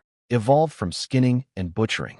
In combat, I can see every creature's structural weak points highlighted like a video game overlay. Bone gaps, muscle joints, old wounds, blood vessel routes, all lit up in red lines and white dots. Originally designed so I could butcher monsters more efficiently, but turns out knowing where to cut is pretty useful when they're still alive too. Everything exists to be perfectly skinned. Blind Fight Swordplay, level 3. Evolved from basic swordsmanship after I enchanted it with a tag from a giant spider. I can feel air disturbances through my body hair. Someone swings a blade behind me. I feel the turbulence before the edge arrives. Don't need eyes. Don't need ears. My skin sees the attack. Yeah, 3 months of tag collecting was productive. Begin. 50 people stampeded into the forest like a herd of caffeinated buffalo. I didn't move. I waited until every last one of them disappeared, then strolled casually to an ancient oak tree and pressed my fingers against the bark. Forest Whisper Attunement activated. The world lost its color. Everything became a pulsing gray-green network of information. My consciousness dove down through the root system and plugged into the forest's underground broadband. Data flooded in. 3 kilometers ahead left. A flock of iron-beaked crows spooked into flight, the main group passing through. 500 meters right, heavy hoofprints crushing root stems, something big. And directly behind me, 200 meters back, 5 sets of footsteps, deliberately quiet, carefully cutting through thorns, sneaking toward my position. I opened my eyes and smiled. No warmth in it. 5 of them. Full combat lineup. Looks like this lone sheep already has wolves on its tail. I ignored the stalkers completely and walked straight toward the heavy footprints. If I'm taking a test, might as well start with the hardest question. A black iron armored rhino. Second tier magical beast. The bane of every physical damage fighter in existence. Its skin is covered in thick keratin and naturally fused with black iron ore. You could swing a two-handed greatsword with everything you've got, and the best you'd get is sparks and a sore arm. This particular tank was currently throwing a tantrum, pawing the ground angrily. Several broken arrows were sticking out of its butt. Some other adventurer had already tried and failed. Probably ran away crying. 3 months ago, I would have turned around so fast I'd leave skid marks. Today, I perched on a tree branch 100 meters away and activated Weakness Insight. The invincible, armored rhino instantly became an anatomy diagram. Red dotted lines appeared across its body, bone seams, muscle attachment points, blood vessel highways. And right there, on the back of its neck beneath the thickest-looking armor plate, one tiny white at the size of a fingernail. An old wound. Shell never fully healed. 3 inches below it, the central nervous system. That'll do. I drew the bow. With equipment resonance active, the string tension wasn't fighting me, it was helping. Pulling the bow felt like pulling a thread of wind. Blue-green energy spiraled around the arrowhead. At level 6 guerrilla archery, I can redistribute wind energy between offense and mobility. Against a heavy armor target, all power to the arrow. Maximum penetration. Maximum range. The rhino sensed death. Its head snapped up, twang. No explosion. No drama. Just a sound like a hot knife sliding into butter. The wind-wrapped black iron arrow ignored air resistance completely, threaded through that fingernail-sized gap, and severed the central nerve. Boom. 1 second, raging armored tank. Next second, 2 tons of dead weight hitting the ground like a collapsing building. Dust cloud. Earthquake. Done. 1 shot. 1 kill. A monster that makes entire teams cry, dropped by a single arrow from a teenager in a tree. I hopped down, skinning knife already spinning. 2 minutes flat, rhino horn and magic core extracted, stuffed into my space pouch. Then, as I stood up, clap, clap, clap. Slow, theatrical applause from the dust cloud. Beautiful. Just beautiful. 4 figures stepped out of the shadows in a fan formation around me. The leader, bald, scar-faced, carrying a warhammer. Flanking him, a rogue and 2 shield warriors. And somewhere in the trees behind them, a 5th, an archer already in sniper position. Classic hyena squad. They don't hunt monsters. They hunt people who hunt monsters. Let someone else do the hard work, then take everything at knife point. Nice shooting, kid. Scarface's eyes crawled over my bow, then locked onto my space pouch with naked greed. Space equipment too? What are you, some noble brat out here playing adventurer? His rogue and 1 warrior slid sideways, cutting off my escape routes. You know the rules. Scarface planted his warhammer with a grin. Leave the gear, the rhino parts, and everything in that magic bag. Since your archery impressed me, we'll only break 1 leg before we let you crawl home. I brushed dust off my hands. You followed me all morning just to say that? Ooh, cocky. Scarface's grin turned ugly. Get him. Don't kill. We need him alive to see if his family will pay ransom. 2 things happened simultaneously. The hidden archer fired, arrow screaming toward me from the trees. The rogue vanished, some kind of stealth dash, and reappeared at my right rear, poison dagger aimed at my kidney. A practiced kill combo. These guys had done this before. Many times. Too bad for them. Before, Didn't include fighting ME. Blind fight swordplay, active. I didn't turn around. Didn't need to. The hair on the back of my neck felt the air splitting as the poison blade cut toward my kidney. Clang. My short sword appeared behind my back in a reverse grip, catching the dagger's blood groove at an impossible angle. The rogue's eyes went wide with pure, how did he, terror. I felt his hand trembling through the locked blades. Your hand shakes too much. Blue wind exploded under my feet. Guerrilla archery, displacement burst. I launched sideways 5 meters like a human cannonball, leaving the rogue grabbing air and the incoming sniper arrow hitting nothing but dirt where I'd been standing. Mid-flight, while literally airborne, I spun, drew the bow, knocked, aimed. Not at the rogue in front of me. At the archer hiding in the trees. The real threat. Always kill the ranged support first. First one, twang. The arrow crossed the distance so fast the hidden archer only saw a flash of blue before it punched through his throat and pinned him to the tree behind him. His half-drawn arrow clattered to the ground. He tried to shout a warning, but the only sound that came out was a wet, wheezing gurgle before his head lolled sideways. Permanent silence. Number 3. It's a tough one. Everyone rush him. Shields up front. Box him iron. Scarface was screaming orders, face purple with rage over his dead archer. The 2 shield warriors locked together like a moving wall of steel and advanced on me. Cute. I drew 3 arrows at once and let them fly into the shield wall. The wind-wrapped arrows didn't punch through, wasn't the point. They hit like battering rams, the residual force shoving both shields backward and pinning the warrior's arms in place for a precious second. Meanwhile, I hadn't forgotten about the rogue. Sent a bonus arrow his way at an angle nasty enough to make a geometry teacher cry. It grazed his forearm, drew blood, but didn't finish him. Annoying, but acceptable. By the time they recovered and looked up, I was gone. Just some falling leaves where a person used to be. Up there. He's in the trees. The rogue spotted me swinging on a vine like Tarzan's cooler cousin, launching myself into the canopy using the recoil from my spread shot. Chase him. He's just an archer. Once we get into thick forest, his range is useless. Oh, Scarface. Sweet, dumb Scarface. You think the trees are your advantage? The trees are my office. I led them on a chase through the dense forest, and this is where things got fun for me, and very not fun for the rogue they called Gray Rat. Gray Rat was their fastest member, the only one who could keep up. But I was flickering my static camouflage on and off while running, and it was destroying his brain. In his vision, I wasn't moving continuously. I was glitching. One frame, I'm behind a birch tree. Blink. Next frame, I'm 3 meters to the left in a bush. Blink. Gone. Blink.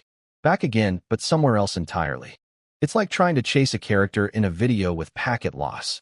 His eyes were watering, his head was pounding, and cold sweat was pouring down his face. What IS this guy using? Invisibility cloak? Illusion scroll? Neither, buddy. Just pure, organic, forest-grade psychological warfare. Gray Rat checked behind him. His teammates were 100 meters back. The shield warriors in heavy armor crashing through bushes sounded like a kitchen falling down a staircase. He was alone, deep in the forest, chasing something he couldn't properly see. His survival instincts finally kicked in. He stopped, pressed his back against a dead tree trunk, gripped his poison dagger. Smart move. Too late. I stopped running too, turned around, and across 50 meters of forest, through the dappled light, I looked right at him and smiled. Then I erased myself from existence. Full power camouflage, feet to head, like a pencil drawing being rubbed out. Gray Rat stared at the empty space where I'd been, pupils shrinking to pinpoints. His brain was screaming code red, but his eyes were reporting, nothing there, just air and leaves. Come out. I know you're there, he shouted into the forest, voice cracking. Nobody answered. Nobody needed to answer. I'd already circled around. Silent as fog, wind energy cushioning every footstep. Came up behind him from his blind spot, while he was still yelling threats at an empty patch of trees in front of him. 12 meters. His back was to me. Dagger held across his chest, every muscle locked, staring the wrong direction. I drew. The bowstring whispered. He spun around. Fast, I'll give him that. And the last thing his eyes ever processed was me standing there calmly, like I'd been waiting all day, with an arrow 2 meters from his face. Thud. Through the skull. Pinned to the same dead tree he'd been leaning on. His poison dagger, The instant death on contact kind dropped harmlessly into the dirt. I lowered the bow without looking at him. 3 left. Gray Rat, Scarface, and his shield boys arrived panting, and found their robe decoration on a tree with an arrow through his eye and the most terrified expression I've ever put on a dead person's face. The forest was dead quiet, just wind in the leaves, which, to them, now sounded exactly like death whispering their names. They're dead. They're all dead. One shield warrior's voice was shaking so hard his teeth were chattering. His knuckles were white on the shield grip. Captain, what are we fighting? That's really a bronze rank rookie. Scarface went full military mode. Retreat. Tortoise formation. Move to open ground. Smart call, honestly. In the forest, against me, they're mice in a maze. In open terrain, at least they can see me coming. The 2 shields locked together in a classic turtle formation, front and flanks covered, Scarface tucked in the back angle with his remaining weapons guarding the rear. Against a normal archer? Nearly unbreakable. You'd need a siege crossbow to crack that shell. I watched from 20 meters up in a tree, crouching like a lazy panther. Weakness in sight, on. There, impenetrable, shield wall instantly became a blueprint of failures. Red lines traced stress points on the shields. White dots marked every armor gap. Tortoise formation, huh? I almost laughed. Anything that moves has gaps. Left shield warrior. Old injury in his right leg. Dark red marks on the muscle, never fully healed. Every time he stepped, he unconsciously lifted his shield's bottom edge to ease the pain. Half a second of exposed ankle. Clockwork. Right shield warrior, breathing too fast from panic. Shoulders heaving. Every 3 seconds, the junction between the 2 shields opened a finger-width gap. For a normal person, these flaws are invisible. For me, these flaws are doors. I counted the left warrior's steps. 3, 2, 1. Twang.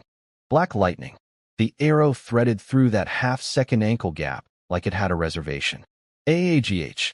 Left warrior crumpled. The shield wall collapsed on one side like a building losing a support column. He's above us. Scarface's reflexes were legit. He whipped his warhammer and hurled it at my tree branch before the scream even finished echoing. Crack. The branch exploded into splinters. But I was already on the next tree. Fired and moved in the same heartbeat. Basic guerrilla archery. Every shot is a teleport. Pull me up. Captain, please. The ankle-shot warrior was reaching desperately for Scarface's leg, begging for help. And here's where I saw the ugliest, most predictable thing about human nature. Scarface, Mister, we're brothers, we're a team, loyalty forever, looked at his wounded teammate, looked at the empty trees where death was hiding, and made his choice in less than 1 second. He kicked the injured man's hand away and sprinted for the riverbank. Didn't even hesitate. Huh. I let out a cold little laugh from the shadows. Weakness insight reveals physical weak points. But I don't need a skill to see through the weakness in people's character. The 2 shield warriors were done. No leader, no morale, no fight left. They'd keep. The priority was the runner. I took a deep breath. Guerrilla archery and equipment resonance cranked to maximum. Wind energy erupted around my fingers. The bow and I became one instrument. Twang. That sound. Louder, sharper, more than any shot before. Like the atmosphere itself screaming. Scarface felt the cold on his back mid-sprint. Veteran instincts shrieking at him to turn, to block, to do something. He tried to spin, tried to raise his arm shield. Too slow. Or rather, my arrow was too fast. A blue-green tornado wrapped around the shaft as it crossed 60 meters in what felt like one heartbeat. It read the chainmail on his back, found the 2-finger gap between helmet and neck guard, and threaded itself through like a needle through silk. Scarface ran 2 more steps on pure momentum before gravity remembered he was dead. He hit the ground face first. Blood turned the gray dirt dark. I stayed in the tree. Reknocked. Waited 10 seconds. Watched his life signs flatline through weakness in sight. Confirmed kill. 2 left. I turned toward the shield warriors. One was screaming on the ground, clutching his ankle. The other was technically standing, but his legs were shaking so hard the shield was doing a tap dance against the ground. His eyes were vacant. Soul already left the building. I dropped from the tree. The static camouflage peeled away as I landed, revealing my face, 16 years old, admittedly kind of pretty, and absolutely, terrifyingly calm. Don't kill me. The the standing shield warrior, saw me walking toward him, shrieked, threw away his tower shield, the thing he's supposed to protect with his life, and dropped to his knees, forehead hammering the dirt. Take everything. All the gear. Please, I have a family. THWIP. Arrow through the throat. Mid-sentence. Sorry, my voice was flat. Not sorry at all. Pull the weeds, but leave the roots, and they grow back in spring. Harsh? Yes. But these people hunt beginners for a living. They've done this to countless solo adventurers who couldn't fight back. If I let him go, he'd recover, find new friends, and do it again. Probably to someone weaker than me. Someone who wouldn't walk away. The last shield warrior looked up at me with empty eyes. No fear left. Just tired acceptance. Make it quick. Okay, 1 arrow. Clean. Quiet forest again. 5 minutes later, I was sitting on a tree root counting money bags. 30 gold coins total across 5 bodies. Nice bonus. 1 minor healing potion. Their gear was decent. Dumped it all into my space pouch. The tower shields were too big though. Had to leave those, or I wouldn't have room for actual trial loot. This wasn't my first time killing humans, by the way. After my wolf head parade through town and the noble family connection, most of the vultures backed off. But most isn't all. When I went back into the forest with my upgraded gear, people followed. First time, second time, third time. They stopped following after the ones with bad reputations started disappearing and never coming back. Funny how that works. Reputation is just violence that happened to other people. I stood up, dusted off my pants, checked the sun. Morning light through the canopy. Still early. Long day ahead. Forest whisper attunement, on. My awareness spread through the moss and roots like ripples in a pond. The forest map lit up in my mind. That direction, southeast. About 2 kilometers. Something was causing massive tremors. The kind that made plant roots recoil in fear. A hot, oppressive aura that even the trees were trying to lean away from. High-tier, magical beast. Something big. I rubbed my chin. A grin crept across my face. I reactivated static camouflage. My outline blurred, flickered, and dissolved into the forest shadows. This trial just got interesting. Let's go see what's shaking the earth. Day 3 of the trial. Sunset. Me sitting on a redwood branch, legs dangling, playing with glowing green orbs like a cat with yarn. These are my loot from 3 days of hunting, green tags from second-tier monsters. I've been feeding them into my existing skills like snacks. Tossed a Swift Hunter, tag into blind fight swordplay and got 23 proficiency points. That's IT. No transformation. No cool new ability. Just points. Turns out, once a skill has been enchanted with a same tier tag, feeding it more same tier tags only bumps the proficiency bar. No evolution. No fireworks. Just grinding. Probably need higher tier tags for a real upgrade. I glanced toward the deep forest where the gray fog never lifts. Blue tags live in there, where the eldritch whispers turn your brain into soup and the sunlight gives up trying to reach the ground. Yeah, let's save that adventure for a day. I'm feeling particularly suicidal.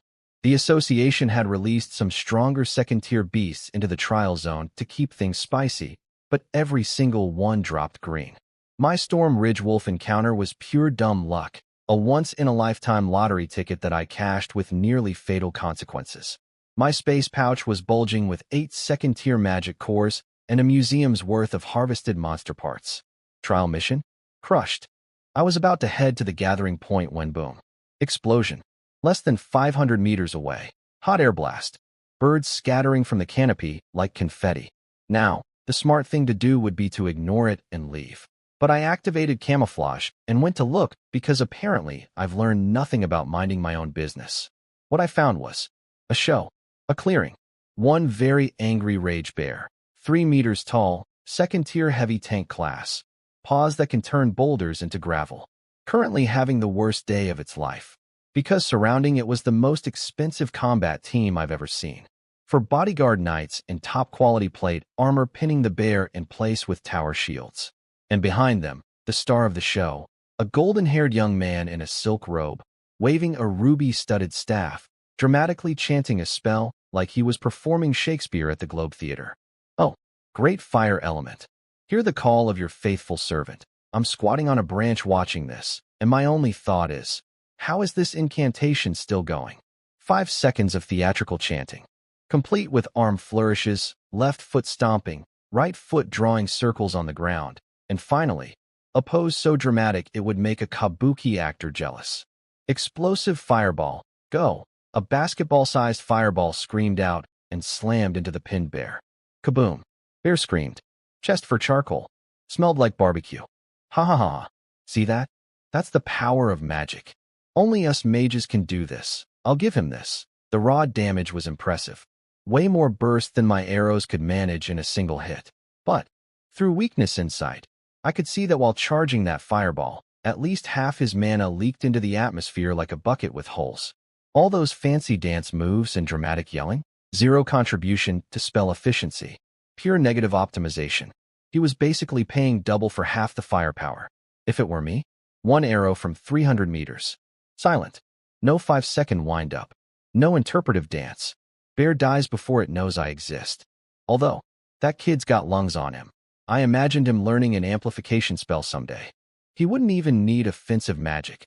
He could just chant at monsters, and the sheer volume would kill them. The mental image of a golden-haired mage literally yelling a bear to death almost made me blow my cover laughing. I left them to it. The bear was already dying. The knights were professionals despite serving a ham actor, and the mage kid, while ridiculous, had genuinely strong mana reserves. Peak apprentice level. He'd grow into something real eventually. Probably a noble's son from a big city using the Grey Whisper Forest border zone as a starter dungeon to pad his resume. Common practice, apparently. Rich kids come here, bring their private army, farm easy kills, go home with a shiny badge. Different world from mine. Whatever. Not my circus, not my bear. Half-hour later, the horn sounded. Trial over. The temporary camp was a study in contrasts. Most examinees looked like they'd been through a blender. Limping, bandaged, missing pieces, armor shredded, faces full of, I almost died 17 times, exhaustion. Then there was me. Clean armor. Steady breathing. Not a scratch visible. Standing there like I'd spent 3 days at a spa instead of a murder forest. Line up. Point tallies one at a time. One eye the examiner sat behind his table with the big book. Teams reported in. Holy crap. That mercenary group killed over 100 windwolves. All first-tier trash, though. Point conversion is garbage. Look. It's the mage kid. Golden Boy strutted up with his knight entourage, chest puffed, practically glowing with self-satisfaction. They dumped their haul on the table. Rage Bear Core. Shadow Leopard Core. A human face eagle, which made the clerk's hands literally tremble because that's a top-tier second-rank beast. Total score. 1,280 points. The crowd erupted. That's over double the 500-point passing threshold. Golden Boy adjusted his robe collar with a, "Yes, I know. I'm incredible," expression. Then it was my turn. Nobody was really watching. Just one guy. Plain gray armor. No flashy gear. No entourage. Who cares, right? I untied my space pouch and poured out its contents. No mountain of trophies. Just 8 magic cores. But the second one I saw them, his bored expression fossilized. He picked up one core, a petrification lizard's, and held it up to the light. The cut was mirror smooth. The internal mana circuits were perfectly preserved. Not a single fracture, not a single energy leak. Like a master surgeon had extracted it with laser precision from a living organism. All 8 cores. Every single one. Flawless. This tells a story. It says the hunter didn't just kill these monsters. He dominated them so completely that he had time and precision to perform perfect extractions. Every kill was surgical. Every kill was art. When I put down the core and looked at me, really looked. Name, Victor. Very well, Victor. He marked his ledger with something that might have been respect. Score, 950 points. 3rd place overall. But everyone in that camp understood the math. 950 points scored by one person versus 1,280 points scored by a mage with 4 elite bodyguards doing all the heavy lifting. Those aren't even the same sport. Golden Boy turned his head and stared at me with genuine surprise. First time someone had popped his bubble today. I didn't acknowledge it. Didn't need to. Numbers speak for themselves. After tallying was done, the workers broke down the camp. We'd started with around 50 examinees. We returned with less than 30. Nobody asked about the missing ones. That's how trials work. Rule 3. Die and it's your problem. Back at the association hall in Blackstone Town, they handed me my new badge. pure silver, polished to a mirror shine. Front, the guild's cross swords and shield emblem. Back, in fine engraving.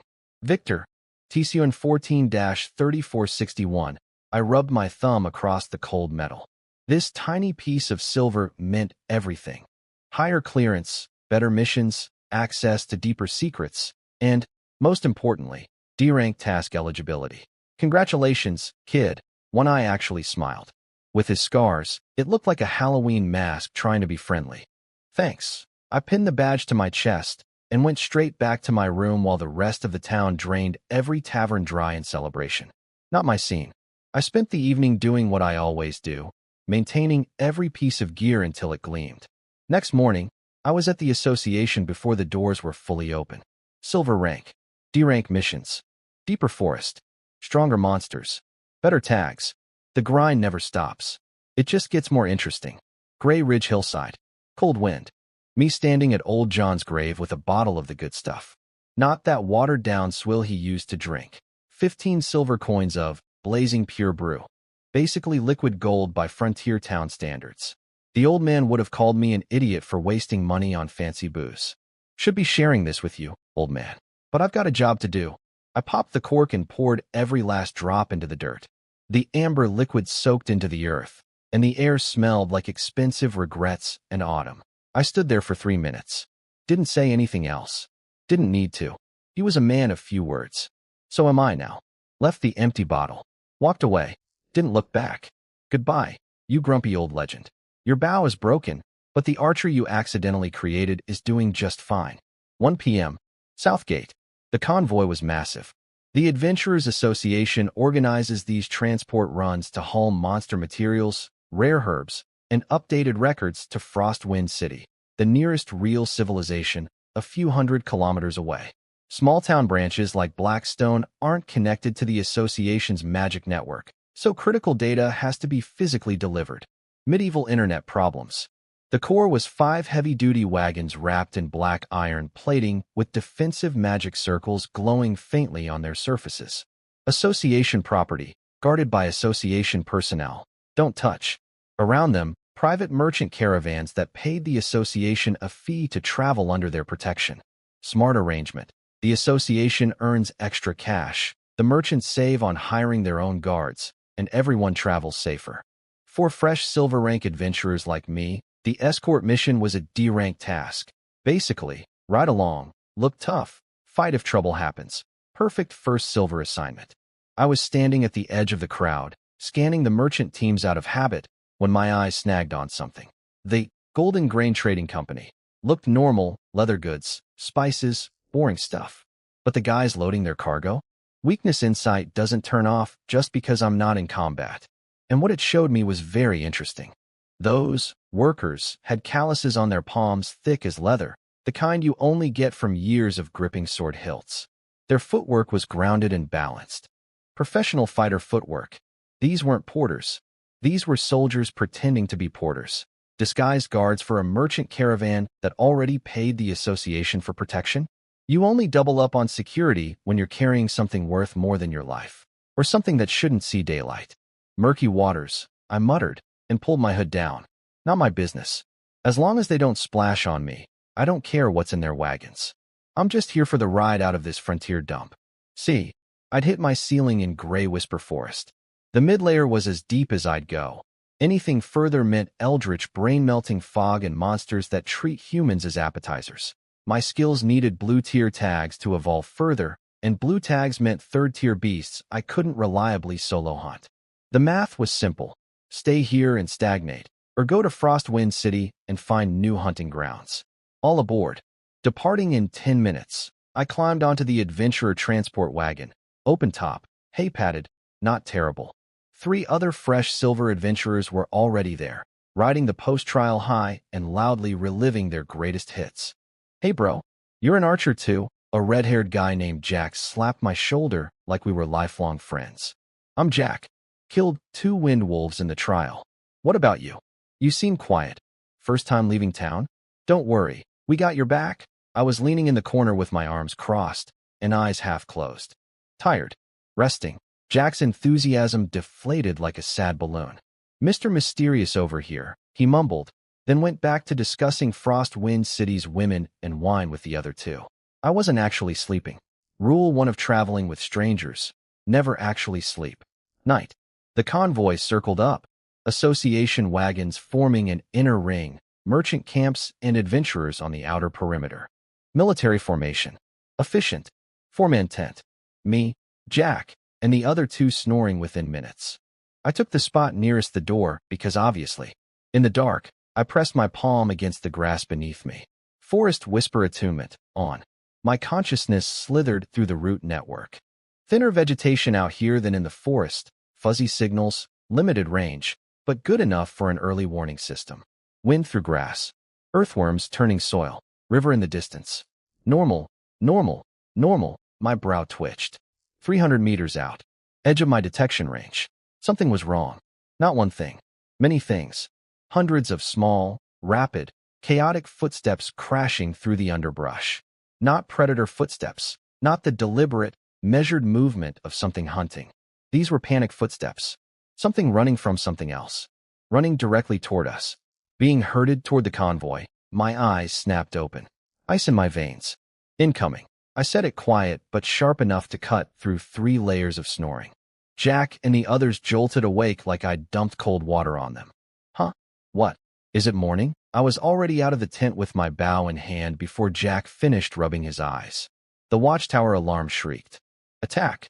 Black spot rodhounds. Massive numbers. What the hell is wrong with these things? In the faint glow of the camp's magic lanterns, the darkness came alive with green eyes. Hundreds of them.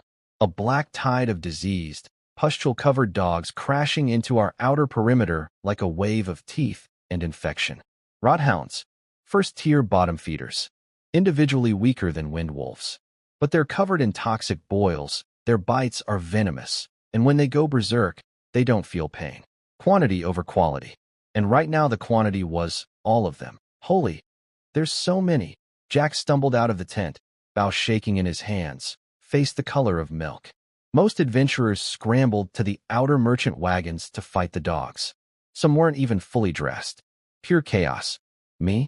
I activated static camouflage, and while everyone was screaming at the dog tsunami, I quietly, calmly, silently moved toward the inner ring of association wagons.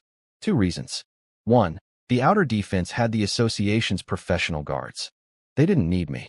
Adding 1 more archer to a firing line against 100 rabid dogs changes nothing. 2. And this was the important part, these rodhounds weren't attacking. They were fleeing. Something out in the darkness had scared 100+ pack animals into stampeding blindly into a human convoy. Whatever scared them, that was the real threat, and it hadn't shown up yet. I perched on top of a cargo wagon, bow half drawn, arrow knocked, but not released. A coiled snake in the shadows, watching the darkness beyond the chaos, waiting for the thing that made an entire pack of monsters run for their miserable lives. And nearby, in the shadows behind the Golden Grain Company's wagons, those porters had dropped all pretense. Hands on hidden sword hilts, eyes locked on the dark perimeter, faces 100 times more tense than anything the rodhounds warranted. They knew. They felt it too. Something was coming. Something that made diseased murder dogs look like the opening act. Sleep tonight? Not a chance. Jack died first. The guy who was bragging about wine and women in Frostwind City 6 hours ago. The guy who slapped my shoulder and said, "We got your back, bro," that guy. He was standing behind a wagon, trying to shoot into the darkness with his fancy longbow, when a rodhound hit him like a black cannonball. Didn't circle, didn't flank, didn't do any of the tactical stuff windwolves do. Just launched itself through the air, smacked the bow out of his hands, and bit through his throat like it was made of wet paper. He was on his back in the mud, hands on his neck, blood turning his brand-new leather armor into a red bib, eyes staring at the sky like he couldn't believe this was happening. Because he couldn't. Because yesterday he was a hero who killed 2 windwolves. And tonight he's dying in the dirt because the real world doesn't grade on a curve. Save.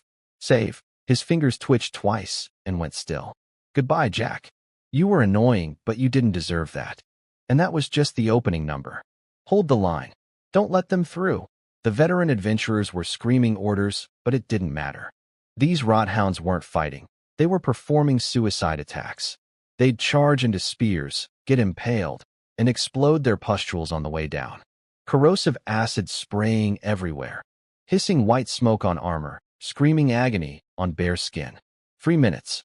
That's how long the defensive perimeter lasted. 3 minutes before the circle broke. A shield warrior knocked away 2 hounds, got tackled by a third, then 4 more dogpiled him. I watched from the wagon roof as he disappeared under a black tide of rotting fur and toxic slime. When the pile moved on, there wasn't enough of him left to identify. The outer camp became a slaughterhouse. Limbs on the ground. Guts everywhere. Screams layered on screams. And me? I was lying flat on top of a cargo wagon like a gecko, camouflage at maximum, breathing so slowly I might as well have been furniture. Rodhounds ran right under me. Not a single one looked up. In a battlefield full of noise, blood, and chaos, I was the quietest thing in the world. I watched Jack's body from up there. Watched the light leave his eyes from 30 meters away. Goodbye, Jack. This is the real adventurer world. No tutorial zone. No respawn point. The guy who bought you a drink yesterday is monster food today. But where was the association's heavy hitter? The outer ring was getting massacred, and the inner circle of armored wagons hadn't moved. Hadn't opened a single door. People were dying, and they were just sitting in there like BWOM. A pressure wave hit me so hard my organs vibrated. Not magic. Something heavier. Rawer. Like the atmosphere itself flinched. Battle aura. Pure physical life force compressed into killing intent. Noisy vermin. A voice like grinding boulders. The iron door of the lead wagon didn't open. It got kicked off its hinges. Out stepped a man built like a grizzly bear decided to become a person. Dark gold half-plate armor. Shoulders wider than the doorframe. And resting on one of those shoulders, a two-handed greatsword so comically oversized it looked like someone weaponized a door. This was the association's escort commander. A real, certified, professional-class warrior. He didn't look at the wounded. Didn't acknowledge the screaming. Just swept his gaze across the horde of rodhounds pouring through the breach like he was assessing an ant problem. Pathetic, he gripped the sword one-handed. One-handed, a weapon that should require 2, and flicked his wrist. A visible shockwave erupted from his body. Golden battle aura, refined through years of combat breathing techniques. Then he moved. One swing. Simple horizontal slash. Nothing fancy, but it was so fast it left a golden afterimage in the air. A crescent of golden sword energy, 5 meters wide, peeled off the blade and traveled along the ground like a bulldozer made of pure destruction. Splat, splat, splat, splat, splat. Every rodhound in its path didn't even have time to yelp. They just split, cut clean in half. Black blood, rotting organs, broken bones, all atomized into a fine mist of gore that hung in the golden light like the world's most disgusting snow globe. One swing. Dozens dead. A perfect fan-shaped vacuum where a wall of monsters used to be. The ground had a trench half a foot deep carved into it from the residual energy. Every surviving adventurer froze with their mouths open. Weapons dangling. Brains unable to process what they just saw. This is a professional warrior. One attack. Battle over. Situation reversed. The warrior planted his sword in the dirt. Mud splashed. He stared into the dark forest. Anyone else? His voice, amplified by battle aura, rolled across the night sky like thunder. The remaining rodhounds, the ones smart enough to still be alive, didn't hesitate. They turned tail and vanished into the forest like they'd received a retreat order. Gone. Just like that. Hundreds of green eyes winking out in the darkness. We won. They're gone. The monsters ran. Survivors erupted into cheers. Crying, hugging, scrambling for healing potions. Pure relief. The warrior didn't celebrate. He stood guard for a long, cold minute, then turned back to his wagon. Clean up. We leave at 6. Door slammed shut. Like the whole thing was beneath him. I hadn't moved from the wagon roof. My camouflage was still running. My breathing hadn't changed. My heart rate hadn't spiked. But my mind was racing. That golden sword slash. The ability to externalize life energy into a physical destructive force. That was completely beyond anything I currently understood. I'd heard that warriors and knights could use special breathing techniques to elevate their bodies to superhuman levels, but seeing it? If that swing was aimed at me? Dead. Instantly. No dodge, no block, no clever trick. Just dead. The gap between me and a real professional wasn't a gap, it was a canyon. But my eyes drifted from the trench in the ground to the dark forest where the hounds had disappeared. Something was wrong. Everyone else was celebrating because the big scary man swung his big scary sword and the doggies ran away. Simple story. Happy ending. Except those dogs retreated too cleanly. Panicked animals don't retreat in formation. They scatter. They stumble over each other. They run in random directions. These rodhounds pulled back in an organized wave, simultaneously, same direction, same speed. That wasn't fear. That was a command. Someone, something, out there in the darkness told them to stop. Like pulling chess pieces back to reassess the board. This was a test. A cold, calculated, tactically sophisticated probe. Send the expendable trash to hit the convoy. See what happens, measure the response. Evaluate the strongest defender. And now whatever ordered the test knows there's a professional warrior in the convoy. Knows his approximate power level. Knows the convoy's defensive layout. If tonight was just reconnaissance, when does the real attack come? I looked at the cheering adventurers who thought it was over.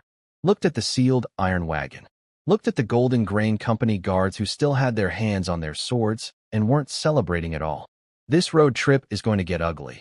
I silently deactivated camouflage, messed up my hair, and climbed down looking like I'd just survived the chaos like everyone else.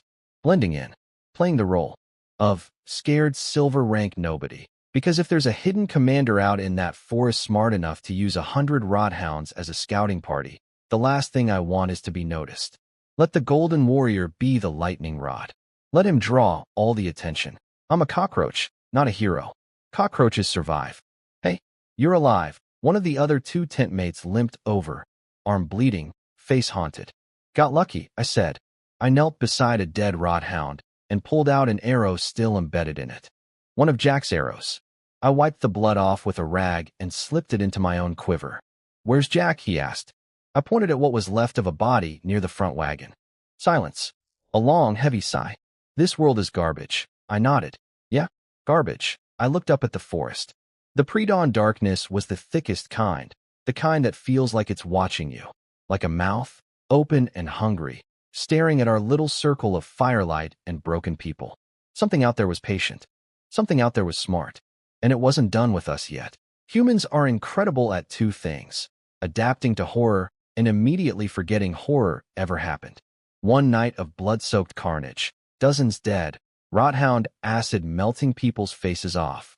And by morning, the second word got around that our escort was Rhine, an executive-level warrior from the Fighters Guild who once soloed a 5th-tier frost dragon. Suddenly, everyone's fine. Everything's fine. Big, strong man will protect us. Let's talk about our business plans for Frostwind City. Day 2. Nothing happened. Everyone was on edge, watching the tree lean, gripping weapons. Me included. Day 2 night. Silence. Not even crickets. Suspicious silence. Nobody said it out loud. Day 3. Sunshine, smooth roads, gentle breeze. Night, wind and nothing else. And that's when the anesthesia kicked in. By day 4 evening, when we set up camp at a wide-open spot called Broken Cliff Pass, people were playing dice by the campfire. Dice. Like we were on a camping holiday and not traveling through territory where something intelligent just sent 100 kamikaze dogs to probe our defenses 4 days ago. The injured adventurer, my surviving tent mate, offered me some jerky, all casual. Just one more day? We'll see Frostwind City's walls by noon tomorrow. That attack was probably just a fluke.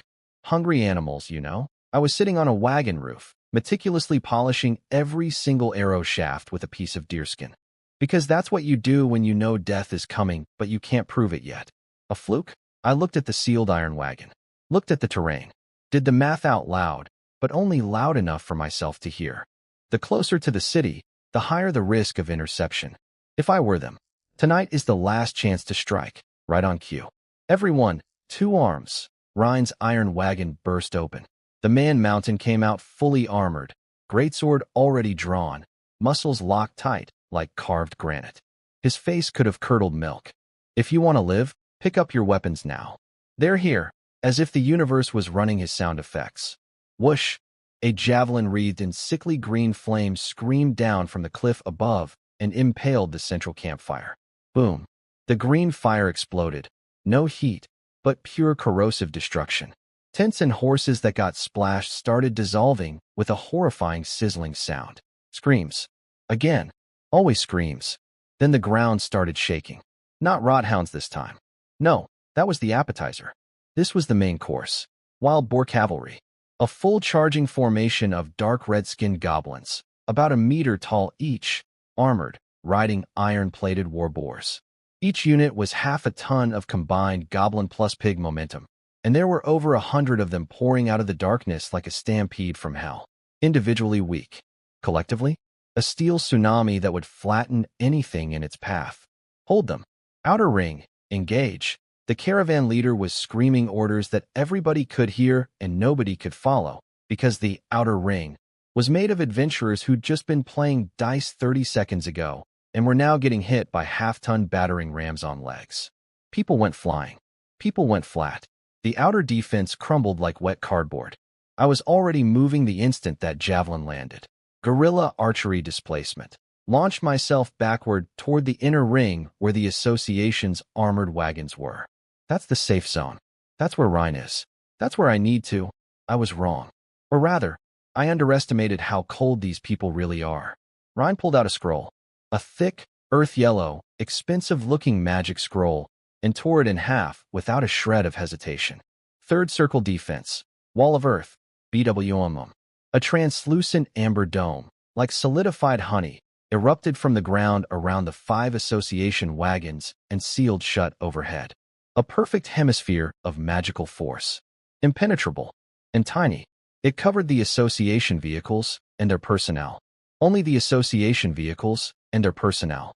Every merchant, every adventurer, every civilian who'd paid for protection, left outside. Including me. What?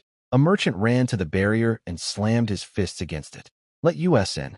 I paid the protection fee. Lord Rhine, please. Rhine stood inside the dome, looking down at the faces pressed against the amber wall. Faces twisted with terror. Faces of people who trusted him. Sorry. His voice came through muffled and absolutely devoid of emotion. Enemy numbers exceed projections. Per Association Wartime Protocol 17, I am required to prioritize core assets. You are on your own. Before the merchant could scream again, a boar rider hit him from behind. The tusk punched through his chest and out the front. Blood sprayed across the golden barrier and slid down slowly, like paint on glass. So this is how the big organizations operate. I pressed myself against the outside of the dome's shadow, watching the blood drip. My eyes felt like they'd frozen solid. No banging on the wall. No cursing. No wasted breath. Think. The dome was off limits. Rhine had made his choice. Protect the cargo, sacrifice the rest. That's the calculation. We weren't people to him. We were acceptable losses on a spreadsheet. Fine. I've been an acceptable loss my entire life. Hasn't killed me yet. New plan. I looked at the surviving adventurers and merchants fighting desperately against the boar cavalry. They were getting slaughtered, but desperation makes people fight hard. Every one of them still breathing was another target that wasn't me. More survivors means more safety for me. Cold math? Yes. But I learned it from watching Rhine do the same thing 30 seconds ago, so I'd say I'm in good company. Static camouflage on. I became a ghost on the battlefield's edge, using overturned merchant wagons as cover, and my bow started whispering. Twang. A wind-kissed arrow threaded through the chaos and drilled into a goblin rider's eye socket. Dead before it hit the ground. Its riderless boar went berserk and got hacked apart by the nearest fighters. Twang. 2 more surgical picks. I wasn't going for kill count. I was playing battlefield tree-off. Every shot targeted the goblin about to break through a defensive cluster or crash into a group of cornered survivors. Precision removal of the most dangerous pieces on the board. The outer line that should have collapsed? Held. Barely. Thanks to an invisible sniper they didn't even know existed. But this was a band-aid on a severed artery. Because the real threat finally showed up. Kheh. Tough little turtle shell you've got there. A scratchy, giggling voice from the darkness behind the cavalry. A figure emerged, draped in tattered black robes, carrying a staff topped with a skull. The air around him was literally warping from dark energy radiation. Grass and plants within his radius withered and died instantly. Demon Warlock. An advanced one, someone who'd already completed an abyssal sacrifice ritual. This wasn't some amateur curse slinger. This was the real deal. Come out, my darlings. He waved the skull staff. A dark crimson portal ripped open in the air in front of him, bleeding sulfur and heat. Ruhar. 3 massive beasts erupted from the portal. Hulking, muscular hound shapes wreathed in hellfire. Magma dripping from their jaws. Eyes like furnace windows. Lava hellhounds. The goblin cavalry was the hammer. The rothounds were the scouts. And this psychopath with his demon dogs was the one who'd been pulling the strings the entire time. I stared at those 3 burning nightmares and felt my stomach drop through the floor. Yeah, tonight is going to be significantly worse than I thought. The hellhounds had one target, Rhine's golden turtle shell. 3 massive green fireballs slammed into the earth wall barrier. Crack, crack, crack. The impenetrable shield started spiderwebbing with fractures. Turns out a magic scroll is just a consumable, and demon fire eats consumables for breakfast. Rhine's face finally showed something other than cold superiority, panic. I'm going out there.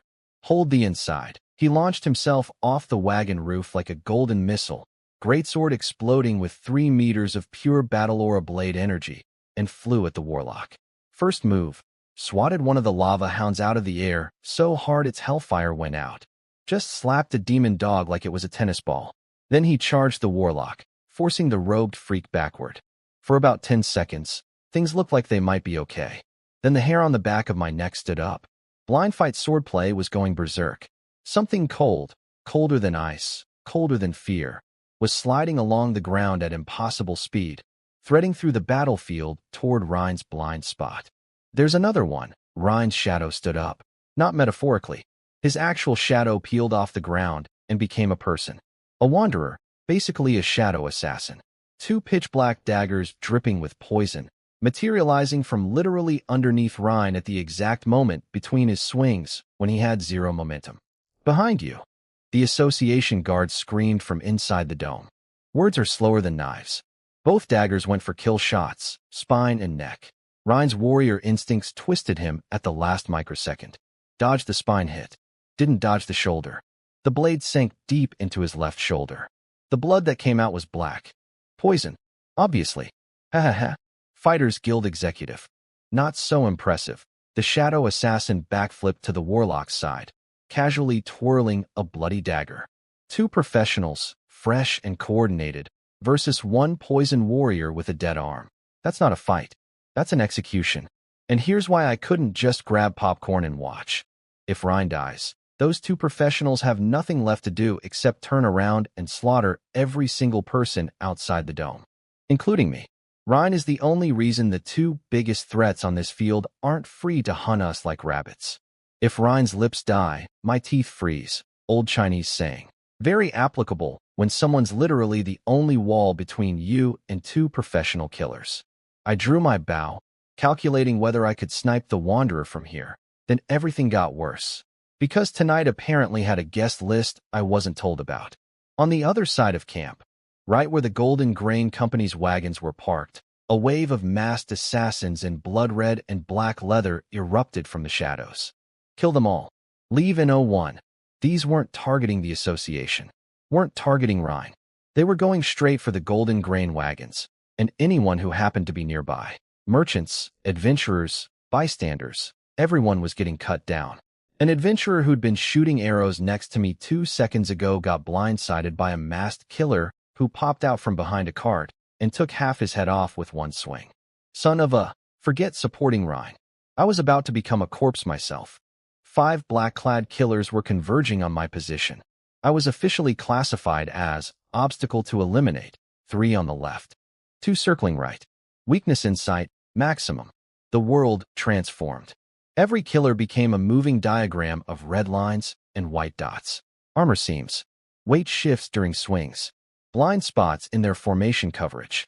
I could see everything. I didn't retreat. I charged left. Straight at the 3. Suicidal idiot. The lead killer grinned and brought his curved blade down. The blade was about to touch me when my body did something my old self would have called physically impossible. I folded sideways at an angle that shouldn't work, like a piece of paper crumpling in the wind. Blind fight, swordplay evasion. The sword passed through empty air where my torso was a quarter second ago. While dodging, I half drew the bow. Point-blank range. Don't need distance, just force. Guerrilla archery, wind burst mode. Twang. The arrow didn't pierce, it detonated. All the wind energy condensed on the tip exploded outward like a concussion grenade. The lead killer caught the shockwave square in the chest, launched backward like he'd been hit by a truck, bowling over the guy behind him. And the recoil? Spun me in midair. A perfect pirouette, which put my back toward the two right-side assassins closing in for the kill. Except I didn't need to see them. My back has eyes now. My hair has eyes. Every microcurrent of air displaced by a swinging blade registered in my nervous system like a fire alarm. I grabbed an arrow in reverse grip and stabbed backward without looking.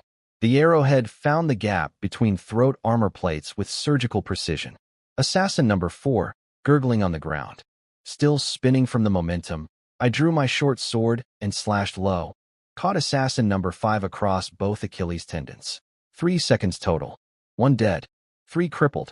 1 knocked flat. I stood in a puddle of other people's blood, face blank, camouflage flickering from the exertion. For 1 second my real eyes were visible, black, cold, completely empty of anything resembling mercy. Then the chaos swallowed me again. Too much noise, too much fire, too many bodies for anyone to track one gray ghost. Over by the golden grain wagons, the porters had finally dropped all pretense. These guys were legit fighters, as strong as me, maybe stronger. They were in a death battle with the red and black assassins, and one of them ripped open a magic scroll. Golden light rained from the sky. 5 spectral knights materialized, full golden plate armor, tower shields, light spears. They instantly formed a defensive circle around the golden grain people, shields interlocking, projecting a golden barrier. Another dome. Another group protecting only their own.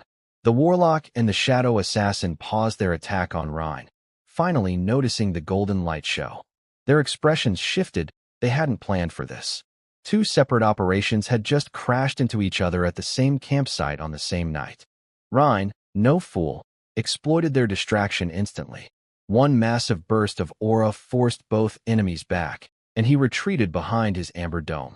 Association medics swarmed him with potions. And me? Standing between 2 magical shields, 1 amber, 1 gold, protecting 2 groups of people who couldn't care less whether I live or die.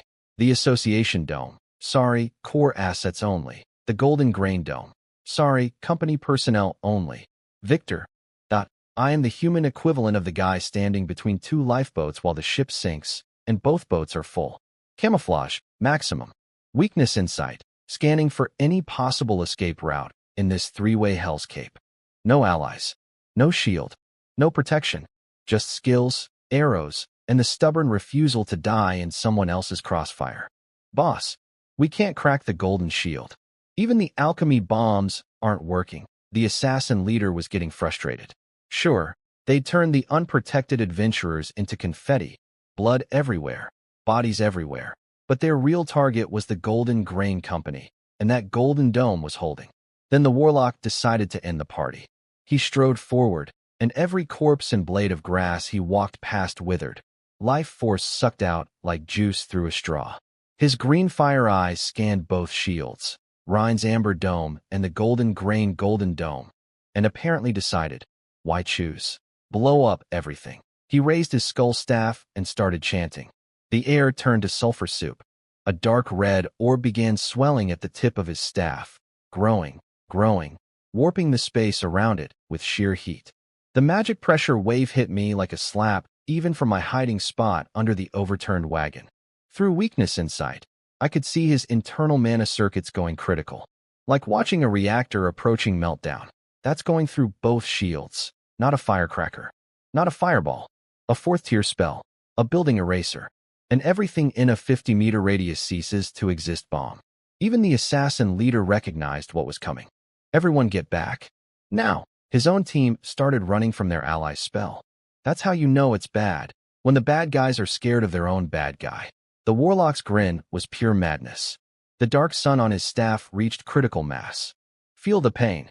Flame demon's wrath. He raised the staff to swing down, and my senses caught something. Not from the ground. From above, through the cloud layer, a sound I'd never heard before in this world. A sonic boom. S-Chari. A streak of blue-white light tore through the night sky like a falling star. A javelin. A massive knight's javelin, forged from mithril, covered in thunder runes, dropped from 1,000 meters up with enough velocity to make physics weep. It hit the lava hound standing in front of the warlock. Didn't wound it. Didn't push it back. Deleted it. Punched through the skull. Drove the entire carcass into the stone ground so hard the rock cratered. Then the thunder runes detonated and turned what was left into a smoking black puddle. 1 javelin. 1 demon hound. 0 remains. The warlock's spell shattered mid-cast. Mana backlash hit him like a freight train. He vomited black blood. His own fireball exploded in his face, and he stumbled backward looking like a burnt scarecrow. Then the sky opened up. Asiri! Asiri! Eagle cries. No, griffin cries, splitting the clouds. Majestic, terrifying, fit for a king screaming from above. The cloud cover ripped apart, and out came the cavalry. 20 adult griffins in perfect V formation, 5-meter wingspans each. Light mithril chainmail armor.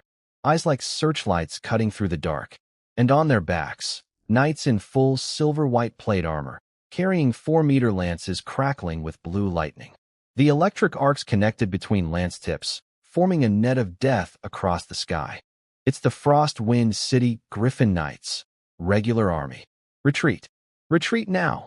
The assassin leader, Mr. Kill them all, leave no one, from 5 minutes ago, was now screaming with the voice of a man who just realized he brought a kitchen knife to an aircraft carrier fight. An organized aerial military formation versus ground-level bandits isn't a fight. It's a category error. It's like sending ants to attack a lawnmower. Nobody tried to resist. Not for a second. The warlock crushed some kind of emergency escape gem and dissolved into black smoke, fleeing toward the deep forest despite the agony of magical backlash. The Shadow Wanderer activated some shadow teleport and vanished without a trace. The assassins scattered like roaches when the lights come on. Clean up.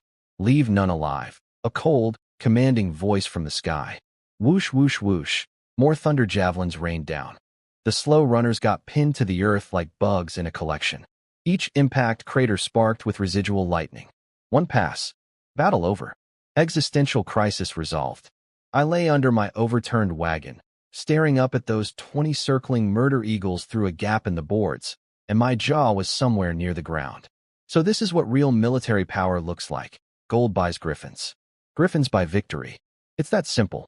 Everything I've accomplished, all my clever tricks, my stealth, my kiting, my tag-enhanced skills, is nothing compared to 20 professional knights dropping thunder from the stratosphere. Humbling? Devastating. I need to get stronger. A lot stronger. I pulled my presence down to absolute 0 and crawled out looking like every other traumatized survivor. Just a beaten-up silver-rank nobody who got lucky. The griffins landed. Wind from their wings blasted away the blood smell. The lead knight captain, sharp-jawed, middle-aged, radiating authority, dismounted and walked straight to the association's barrier. Ryan limped out, supported by 2 guards. His left shoulder armor was off, revealing a wound that had turned purple-black from the Wanderer's poison. Not great. Executive Ryan. The knight captain saluted. 3rd Griffin Squadron of Frostwind City, dispatched for reinforcement. It appears we arrived just in time, Captain Carter. Your timing is appreciated. Ryan's voice was rough but steady. Carter surveyed the carnage, bodies everywhere, craters, burning wreckage, and frowned. At minimum, a senior warlock and wanderer, plus a substantial assassination force. Ryan didn't answer directly. Instead, he turned and stared at the Golden Grain Company's wagons. Their golden shield had faded. The surviving merchants were emerging, dusting themselves off. Corps members basically unhurt thanks to their secret bodyguards and that summoning scroll. The pudgy merchant leader was already waddling forward with his best suck-up smile. Lord Ryan. Captain Carter, thank you so much for saving us. If not for your divine intervention, our Golden Grain Company would have. Shut up. Ryan's voice could have frozen lava. The smile died on the merchant's face like a candle in a hurricane. Ryan pushed away his support guards, walked up to the fat man, and loomed over him by a full head. The killing intent radiating from him right now was more intense than when he was fighting the actual demon warlock. Gratitude, Ryan hissed through his teeth. Yes, you should be grateful. But what I want to know right now is, who gave you the audacity to treat the Adventurers Association like fools? The merchant went white. Oh Lord, what do you mean? We're victims too. Victims? Ryan pointed at the bodies littering the ground. Association guards. Adventurers like Jack. People who signed up for a routine escort mission and died because someone brought a target on their backs. His eyes locked onto the golden grain. Porters. The ones whose sword calluses I'd spotted on day one. A third circle spirit guardian summoning scroll. 6 quasi-professional fighters disguised as laborers. Ryan stepped forward. Even poisoned and one-armed. His battle aura made the merchant physically stagger. You knew those assassins were coming. You knew you were carrying something worth killing for. And you deliberately concealed it when you joined this convoy. I crouched in the shadows, watching a poisoned, one-armed warrior verbally tear apart a merchant who'd gotten dozens of innocent people killed through his greed and cowardice, and thought, you abandoned us behind your shield first, big guy. You don't get to play the moral high ground card. But I kept that opinion inside my mouth where it belonged. Because the only thing more dangerous than being between two shields is being between two powerful people having an argument. Stay invisible. Stay quiet. Let the big dogs bark at each other. Cockroach strategy, still in effect. Ryan's voice hit the crowd like a thunderbolt, and suddenly every surviving adventurer understood what had happened. The gratitude on their faces curdled into rage faster than milk in a microwave. I stood at the edge, listening, thinking about Jack. Red hair in the mud. Eyes that couldn't believe this was real. Dead because a fat merchant decided to use our convoy as a human shield for whatever illegal cargo he was smuggling. Lord Ryan, there's been a misunderstanding. The merchant leader started sweating waterfalls. Save it for Frostwind City. Ryan turned to Captain Carter and formally requested a full investigation. The Golden Grain Company had clearly been carrying something way beyond what they'd declared when they joined the convoy. Something dangerous enough to attract a professional warlock, a shadow assassin, and a platoon of masked killers. And they'd hidden it deliberately, knowing full well that every clueless adventurer and merchant around them was essentially a meat shield. All Golden Grain personnel and cargo seized. Anyone resists, kill them. As you wish, executive. 20 Griffin Knights leveled their lances and surrounded the Golden Grain people like the world's most terrifying fence. The pudgy merchant's face went from, thank you for saving us, to, I need a toilet immediately, in about half a second. Power games between big shots, I muttered, and disappeared into the line of survivors being processed. While everyone was busy with the drama, I did something useful. I helped clean up the battlefield. Very thoroughly. Touched basically every corpse, friend and foe alike. Not a single tag from any of them. These fighters were all stronger than old John. Professional assassins, quasi-professional guards, combat veterans, and nothing. 0 tags. This confirmed my theory. Extracting tags from humans requires more than just strength. You need that dying obsession, that burning regret, that, I can't accept this, final emotion. Old John had it. Decades of unfulfilled dreams compressed into his last breath. Random mercenaries dying in a surprise attack? They just die angry. Anger isn't enough. It needs to be deeper. Interesting. Filed away for later. Final body count of the entire trip. Roughly 80% casualties among the non-association personnel. Out of every 5 people who started this journey, 4 were dead. And Ryan was clearly planning to pin all of it on the Golden Grain Company. Politically smart, they did cause the assassin attack by hiding their cargo.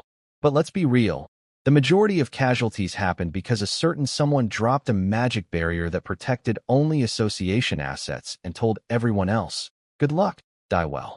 But pointing that out would be suicide, so I kept my mouth shut like the professional cockroach I am. The convoy limped through the night, with Griffin Air Patrol overhead. Even I used Forest Whisper attunement for a perimeter scan, because old habits don't die, and neither do I, if I can help it. Next day, noon. The white walls of Frostwind City rose from the horizon like a mountain range made of civilization. I exhaled for the first time in what felt like days. Under Griffin escort, we passed through the heavily guarded gates without a hiccup, and the moment I stepped inside, culture shock. Massive culture shock. The streets were paved. Actual cut stone, fitted perfectly, smooth enough for carriages to roll without bouncing. Not a single mystery puddle of biological waste anywhere. The air smelled like fresh bread, spices, and leather instead of the perpetual, something died somewhere nearby, aroma of Blackstone Town. White walls climbing up the mountainside in layers, like the teeth of some enormous protective beast. Griffin knights launching and landing from towers overhead, their wing beats shaking the air with a constant low thunder that said, "This city will crush you if you start trouble." The Adventurers Association branch here made the Blackstone office look like a shed with delusions of grandeur. A domed hall, crystal chandeliers, dozens of service windows, all busy, still with lines. This was a real operation. The moment we stopped, staffers swarmed Rhine like worried bees around a damaged queen. "Executive Rhine, the branch president requests your presence in the top-floor conference room." Immediately, they said requests, but meant now. Their eyes caught his empty shoulder plate and poison wound, and I saw the shock flash across their faces before professionalism slammed the lid down. Rhine left without a word, trailed by a small army of important-looking people. The golden grain merchants were marched away under guard, the pudgy leader looking like a man walking to his own funeral. The grown-ups are going to fight upstairs. Time for this grown-up to get paid and get out. I found the emergency processing window, Green Lane, priority queue for mission survivors, and slapped my ID badge on the counter. Mission completion. Blackstone Town Supply Escort. Designation D-741. The receptionist processed it at lightning speed. Clearly she'd been handling crisis paperwork all morning. Base commission, 10 gold coins. Due to unforeseen circumstances during transit, the association is providing an additional 5 gold hazard bonus. Hazard bonus, right. That's a funny way to spell. Please don't make a public fuss about how we sealed you outside a barrier and left you to die. Hush money. But hey, hush money spends the same as real money. Thanks. 15 gold coins vanished into my inner pocket faster than a magic trick.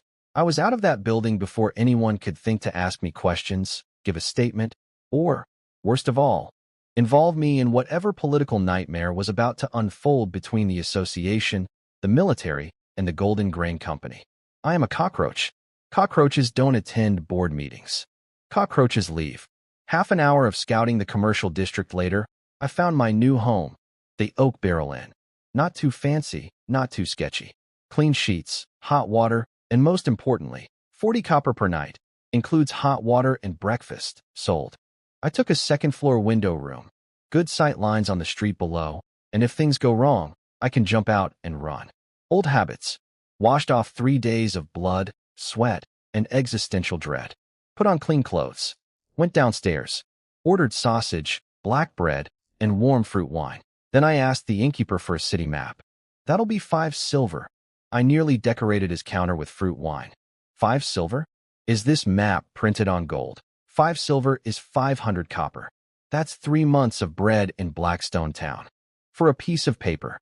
The innkeeper, a red-nosed dwarf, didn't even blink. He gave me that. "Oh, you're from the countryside. Look that I'm going to see a lot in this city. Military Survey Edition, sir.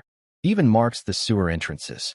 In Frostwind City, information is the most valuable commodity." My face went through about 7 stages of grief. I wanted to walk away. My wallet was begging me to walk away. But my brain calculated the cost of stumbling around a massive, unfamiliar city blind versus 5 silver for a complete map, and the math was clear. Fine. I counted out 5 silver coins with the expression of a man donating his own kidneys. Slapped them on the counter. Took the map. Sat in a corner and unfolded it under the oil lamp. Worth every painful coin. The detail was incredible. Commercial districts, noble quarters, slums, military zones, guild halls, everything labeled and color-coded. My finger traced across the parchment, past the wealthy neighborhoods and power centers, and stopped at a marker in the north part of the city.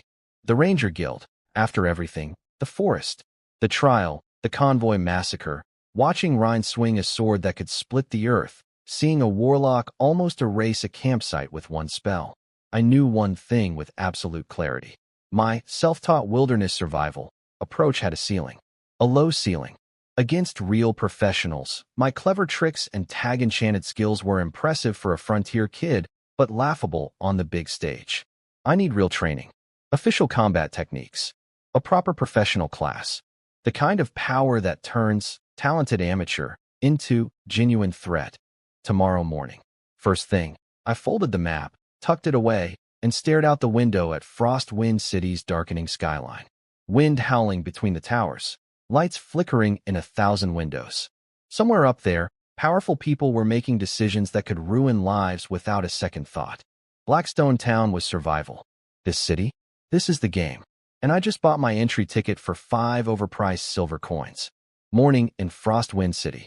Fog still hanging in the air, smelling like cold pine trees and wet earth. Following my criminally overpriced map, I navigated through the market district to the north side of the city where the military training zone begins. Every building around here screams, "We will yield you." Massive stone fortresses, sharp angles, zero personality.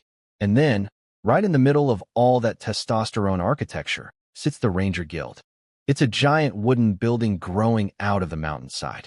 The door columns aren't columns at all. They're 2 ancient trees so old and tangled together that their canopy forms a natural roof over the entire entrance. The whole thing looks like a fantasy treehouse designed by someone who thinks interior walls are optional. Interesting decorating choices. Probably saved a fortune on construction materials. I pushed through the heavy oak doors and the city noise just stopped. Like someone hit mute on reality. Inside was basically an indoor forest maintained by magic. High vaulted ceiling with glowing vines hanging down like living chandeliers. Flowers I couldn't name perfuming the air. Actual running water somewhere. If a spa in a wilderness had a baby, this would be it. In the center of the hall, massive floating leaves, like giant banana leaves hovering in midair, were projecting magical videos of different ranger combat styles. Basically the fantasy equivalent of a career fair with live demonstrations. I bought the newcomer's career guidebook for 1 silver coin. A brick of a book bound in sheepskin. Found a tree stump to sit on. Yes, the chairs are tree stumps. These people are committed to the aesthetic, and started reading. First time I've gotten a proper education about how this world's class system works. Warriors, knights, mages, rangers, wanderers, druids. Each class specializes in different core stats. Warriors pump strength and constitution. Mages focus on intelligence and spirit. Rangers? Agility and perception. My best stats. Good. I accidentally built the right character. But choosing a class is just step 1. The real game changer is picking a school. And boy, are there options. I looked up at the floating leaf projections. Beast King Ranger. A dude in leather armor just whistled, and 2 giant black panthers shredded a monster for him. He didn't even draw a weapon. Just stood there looking cool while his pets did all the work. Ultimate lazy build. Arcane Bow Ranger. A ranger with a glowing blue longbow firing arrows wrapped in ice and fire magic. Looked like a fireworks show. Beautiful and devastating. Special effects build. Looks amazing. Probably drinks mana like I drink water though. There were more.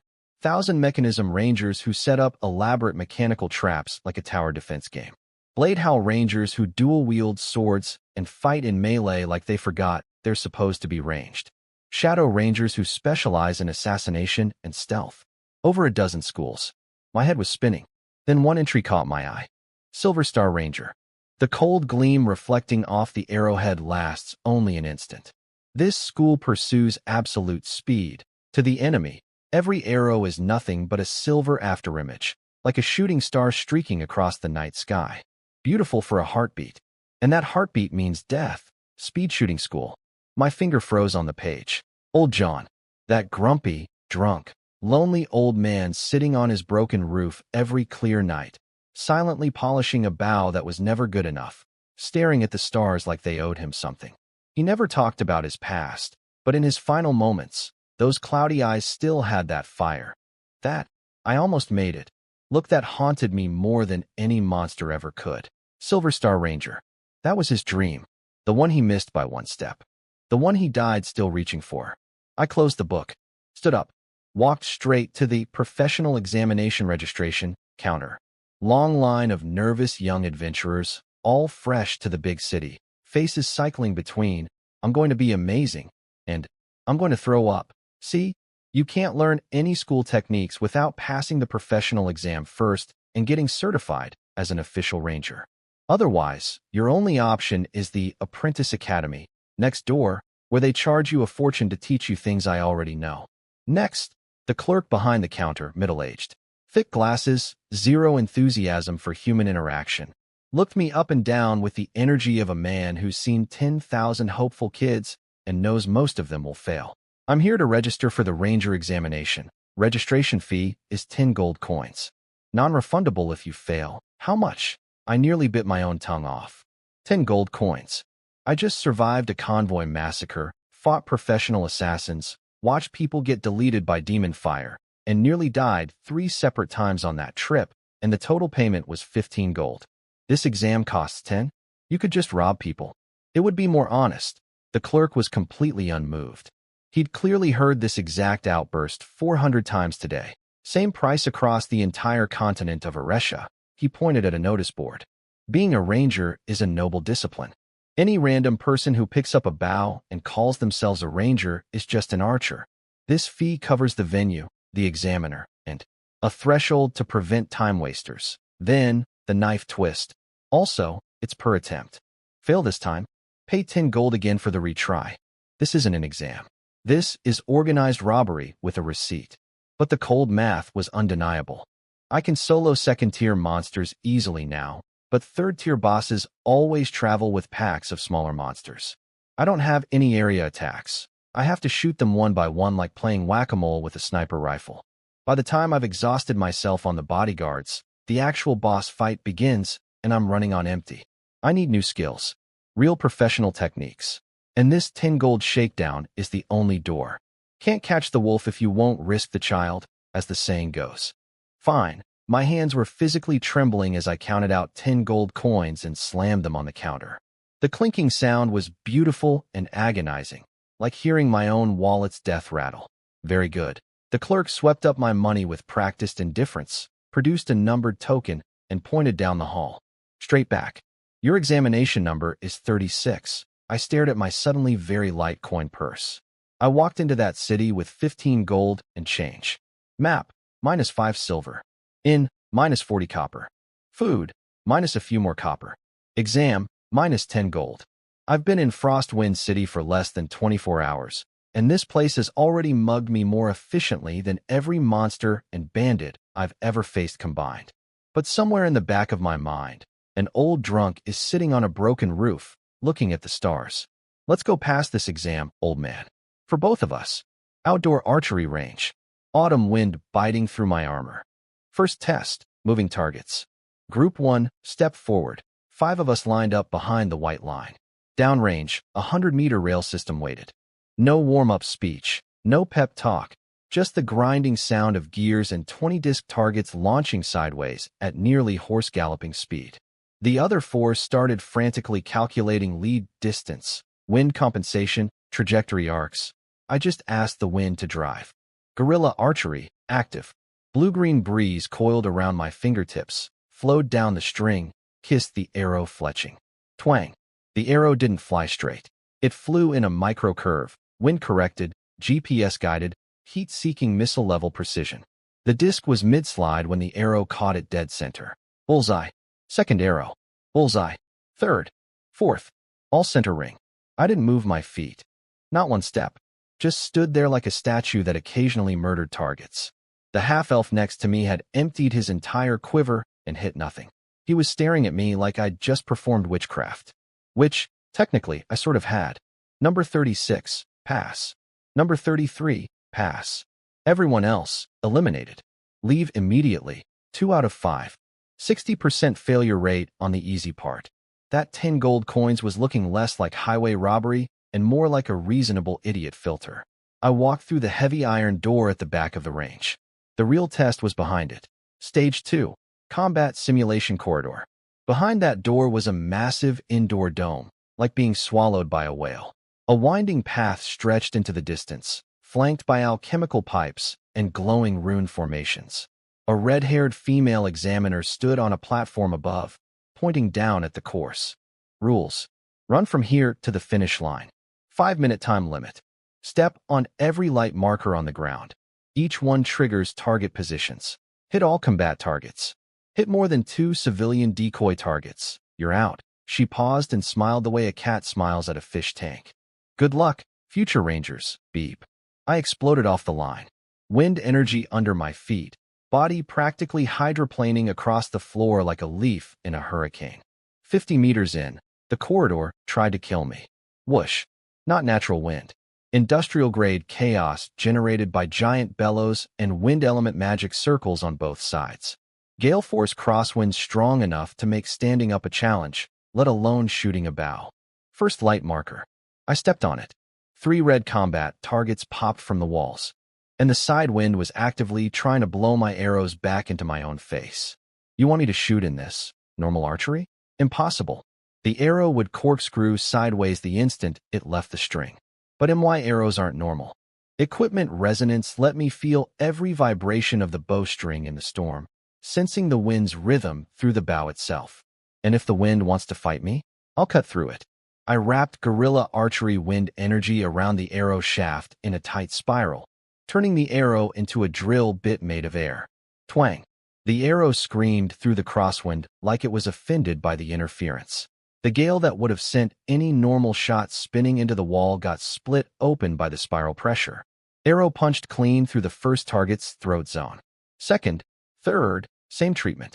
Every shot a wind-cutting missile. I ran through the wind zone like it was a light breeze. Behind me, I could practically feel the course designer's confusion. Next zone, fog. White. Everything white. Visibility dropped to 2 meters. The fog even absorbed sound.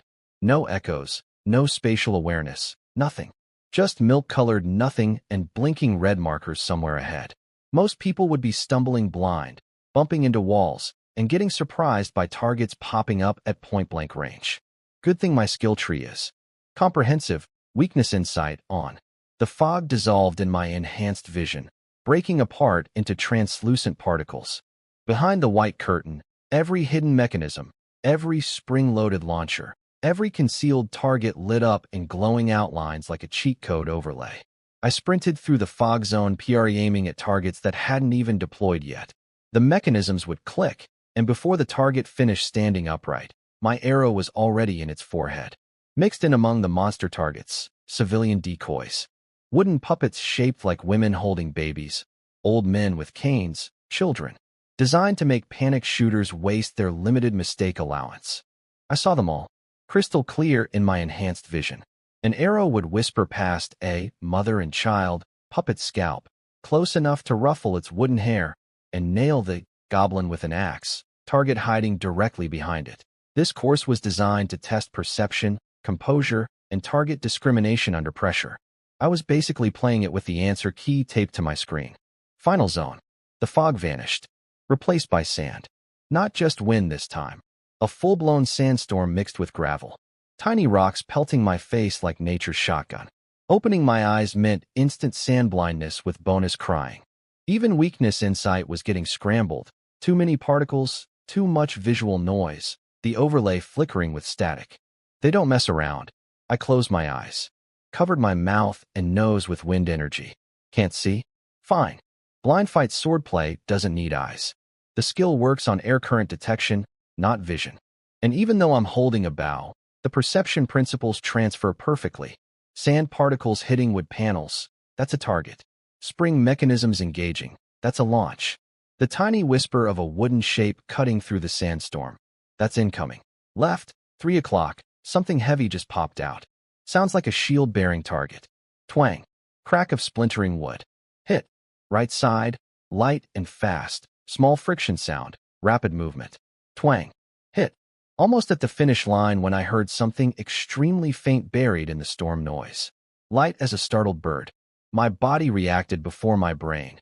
Instinct classified it as a high-agility assassin target, and my fingers released. Twang. Thunk. Not the crisp sound of a combat target breaking. A soft, muffled impact. Then a mechanical voice. Ah, help me. I cracked my eyes open through the stinging sand. My arrow was stuck in the shoulder of a tiny, beggar, puppet in rags. A civilian decoy. Its deployment sound had been perfectly masked by the sandstorm, and its detection window was impossibly small. TCH. Got baited. The course designers put that there specifically to catch people using sound-based detection in the final zone. The one trap designed to punish my exact approach. Respect. I hate it, but respect. One mistake. Rules allow two. Still in the game. No time for regret. Wind burst under my feet. I launched forward through the sand, one final leap into the air, twisted mid-jump, and fired backward at the massive boss target blocking the finish line. Boom. The boss target exploded into splinters. All wind, fog, and sand vanished instantly. The dome lights blazed on. My eyes watered from the sudden brightness. Examination complete. The red-haired examiner's voice echoed through the arena. I stood on the finish line, dusty, sandy, slightly annoyed about that beggar puppet, and looked up at the massive scoreboard. Number 36. Time. For minutes 12 seconds. Pass. Average target ring score. 8.6. Pass. Civilian casualties. 1. Pass. Overall evaluation. Passed. Hiya. The 10 gold coins were safe. The relief hit me harder than any sandstorm. For minutes of running, every skill at maximum output had left me genuinely drained though. By the last section, my stamina was flagging. This course was no joke. It tested vision, hearing, instinct, environmental adaptation, target discrimination, and physical endurance all at once. If I'd been missing even one of my enchanted skills, I'd have failed somewhere. A staff member guided me to a waiting room where I caught my breath. Then a high elf, actual high elf, tall, elegant, pointy ears, the whole package, walked in and handed me a badge. Silver, engraved with crossed arrows over a leaf. My name and number on the back. Congratulations, Victor. From this moment forward, you are a guild-certified apprentice ranger. I rubbed my thumb across the cold metal surface. Felt the weight of it, the reality of it. Apprentice ranger. Official. Certified. Real. Old John sat on a broken roof his whole life dreaming about this. I'm holding it in my hand at 16. Thank you. I pinned the badge next to my silver adventurer badge and walked out into the sunlight. Of course, if they could refund that 10 gold registration fee, this moment would be absolutely perfect. But I suppose you can't put a price on dreams. Actually, you can. It's exactly 10 gold coins. Those thieves. Second floor of the Ranger Guild. Me, staring at a piece of parchment that says, Apprentice Ranger, and, oh hello, remaining free class hours, 5. 5 free classes included with my 10 gold coins. Suddenly that highway robbery fee feels slightly less criminal. Like being mugged, but the mugger leaves you bus fare. Back in Blackstone Town, learning a new skill meant either being someone's unpaid servant for 5 years or buying sketchy secondhand technique scrolls that were probably written by a drunk. Here, I've got a menu. The course catalog was enormous. Mid-level arrow correction, trap assembly, monster encyclopedia, and weakness analysis. But I knew exactly what I needed first. Ranger general knowledge and career planning, 1 class hour. Because here's my dirty secret. Everything I know about this world comes from a dead old man's fragmented memories and drunk adventurers bragging in a tavern. My understanding of how things actually work has more holes than Swiss cheese. Knowledge is money. The classroom was tiny, 30 square meters, beat-up wooden desks. Only 3 students showed up. Me, a red-haired young hunter with calloused hands who screamed, village boy, and a gloomy middle-aged man with a sharpened dagger on his hip who smelled like he'd been living in a sewer. The kind of class that rich kids and legacy students wouldn't be caught dead in. Our teacher was Hammond, a senior ranger missing his left ear, speaking with a heavy nasal voice, sitting on the desk like he owned it, flipping a silver coin between his fingers. First off, congratulations, rookies. He scanned us, paused an extra second on Sewerman, and snorted. That badge means you're no longer vagrants digging in the dirt. You've got guild backing now. Then he dropped knowledge bombs that were worth more than 10 gold coins. The continent of Eresha has 6 human kingdoms. Our Rosario Kingdom, the Frost Iron Union to the north, and 4 others. In all of them, professional class holders have elevated social status.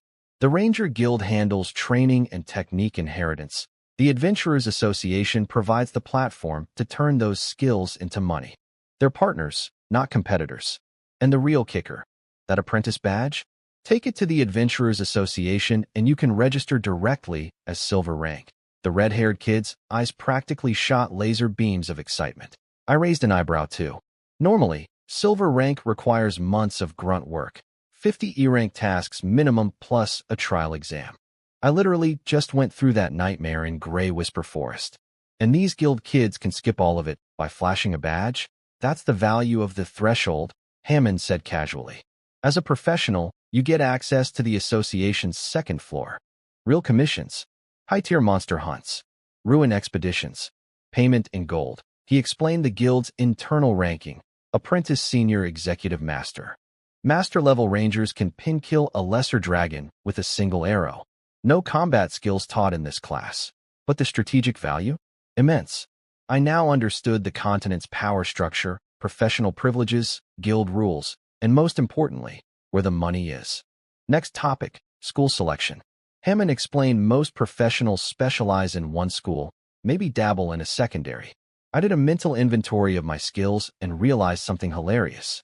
My guerrilla archery is basically arcane bow school. My blind fight swordplay is blade howl school. My forest whisper attunement is beast king school territory. I accidentally became a multi-class ranger without knowing any of the proper categories existed. A walking buffet of every school's appetizer course, master of none. But with my cheat system, I don't need to master anything the normal way. Learn the basics, get the skill on my panel, then stuff it full of tags until it evolves into something monstrous. The schools are just starter seeds for my enchantment garden. For my remaining 4 hours, I chose carefully. Priority 1, Ranger Basic Breathing Technique, 3 class hours. This was the thing I'd been envious of ever since watching Rhine unleash that golden battle aura sword slash. Warriors and knights have breathing methods that elevate their entire life force. Turns out rangers have their own version, and I needed it badly. My biggest weakness in every extended fight has been stamina, running out of gas when the battle goes long. Day 2. Underground Meditation Chamber. Teacher, a white-haired half-elf elder radiating. I've been alive longer than your country, energy. Breathing is the bridge between you and the world. Feel the particles drifting in the air. Don't breathe with your lungs. Breathe with your skin, your pores, your will. Class 1. I sat cross-legged until my legs died. Felt nothing except sleepiness and hunger. System panel, 0 response. Not even a flicker. Am I a talentless ranger? Class 2. Still fighting the air. Red-haired kid next to me was already making progress, face glowing with discovery. Meanwhile, I'm trying to imagine the airflow as a snake and nearly giving myself an aneurysm. I even activated weakness insight to peek at the teacher's internal mana flow and almost choked from the complexity. Like trying to learn plumbing by staring at a nuclear reactor's cooling system. Class 3, final session. I gave up on the mystical visualization garbage and went brute force. I memorized the teacher's breathing rhythm, every beat, every chest expansion measurement, then used equipment resonance. Yes, the weapon skill, to replicate the vibration patterns happening inside his body through pure mechanical mimicry. Not elegant, not spiritual, just a guy copying the answer sheet with a photocopier. And at the very end, during one long exhale, a tiny thread of warmth rose from my gut, crawled up my spine about 3 inches, and fizzled out. But the panel blinked. Ranger Basic Breathing Technique. Not yet beginner. Your current attempts only produce mild oxygen deprivation and dizziness. Your lungs are still adapting to this counterintuitive rhythm. The only visible result is that you look impressively deep and contemplative when you take a long breath. Proficiency, 1/100th, 1 point. 1 measly point. My system is roasting me again. But I was grinning like an idiot. 1 is enough. Because here's the beautiful thing about my cheat system. The skill doesn't need to be good. It just needs to exist on the panel. Once it's there, I can stuff tags into it and let the enchantment system do what years of meditation can't. Can't learn breathing through spiritual enlightenment? Fine. I'll just shove a couple monster souls into the skill slot and let them do the breathing for me. This realization taught me 2 important truths. First, without my cheat system, Victor is an average talent nobody who can't even feel magical air particles after 3 classes. Second, this world is way deeper and more complex than I ever imagined. But as long as the panel recognizes a skill, no matter how pathetic my proficiency is, I can cheat my way to mastery. The starting line doesn't matter when you've got a rocket strapped to your back. Last class hour, Ranger Basic Footwork. Teacher, a halfling with legs faster than my arrows. About 3 feet tall, bouncing across wooden training posts like gravity was a suggestion. Rangers don't tank hits. Footwork is about flowing with momentum, not against it. He demonstrated forest weave step, a movement technique for rapid direction changes in complex terrain. With my guerrilla archery displacement experience, I already had the muscle memory for explosive repositioning. I just lacked the technical framework. One practice run. Wind energy in my legs naturally synced with the movements. My body understood what my brain was still processing. Forest weave step. Not yet beginner in complex woodland terrain. Your clumsy footwork doesn't improve your speed. It actually makes you more likely to trip on vines than before. Proficiency. 4 out of 100. 4 points in one session. The system thinks I'm garbage at it, but 4 points means the seed is planted. 2 new skills acquired. Both. Not yet beginner. Both ready to be force-fed monster tags until they transform into something terrifying. I walked out of the Ranger Guild as the magic street lamps of Frostwind City flickered to life. Touched the silver badge in my pocket. Time to visit the Adventurers Association. Time to find some monsters worth hunting. My breathing technique and footwork are hungry little baby skills right now. Let's go find them some food.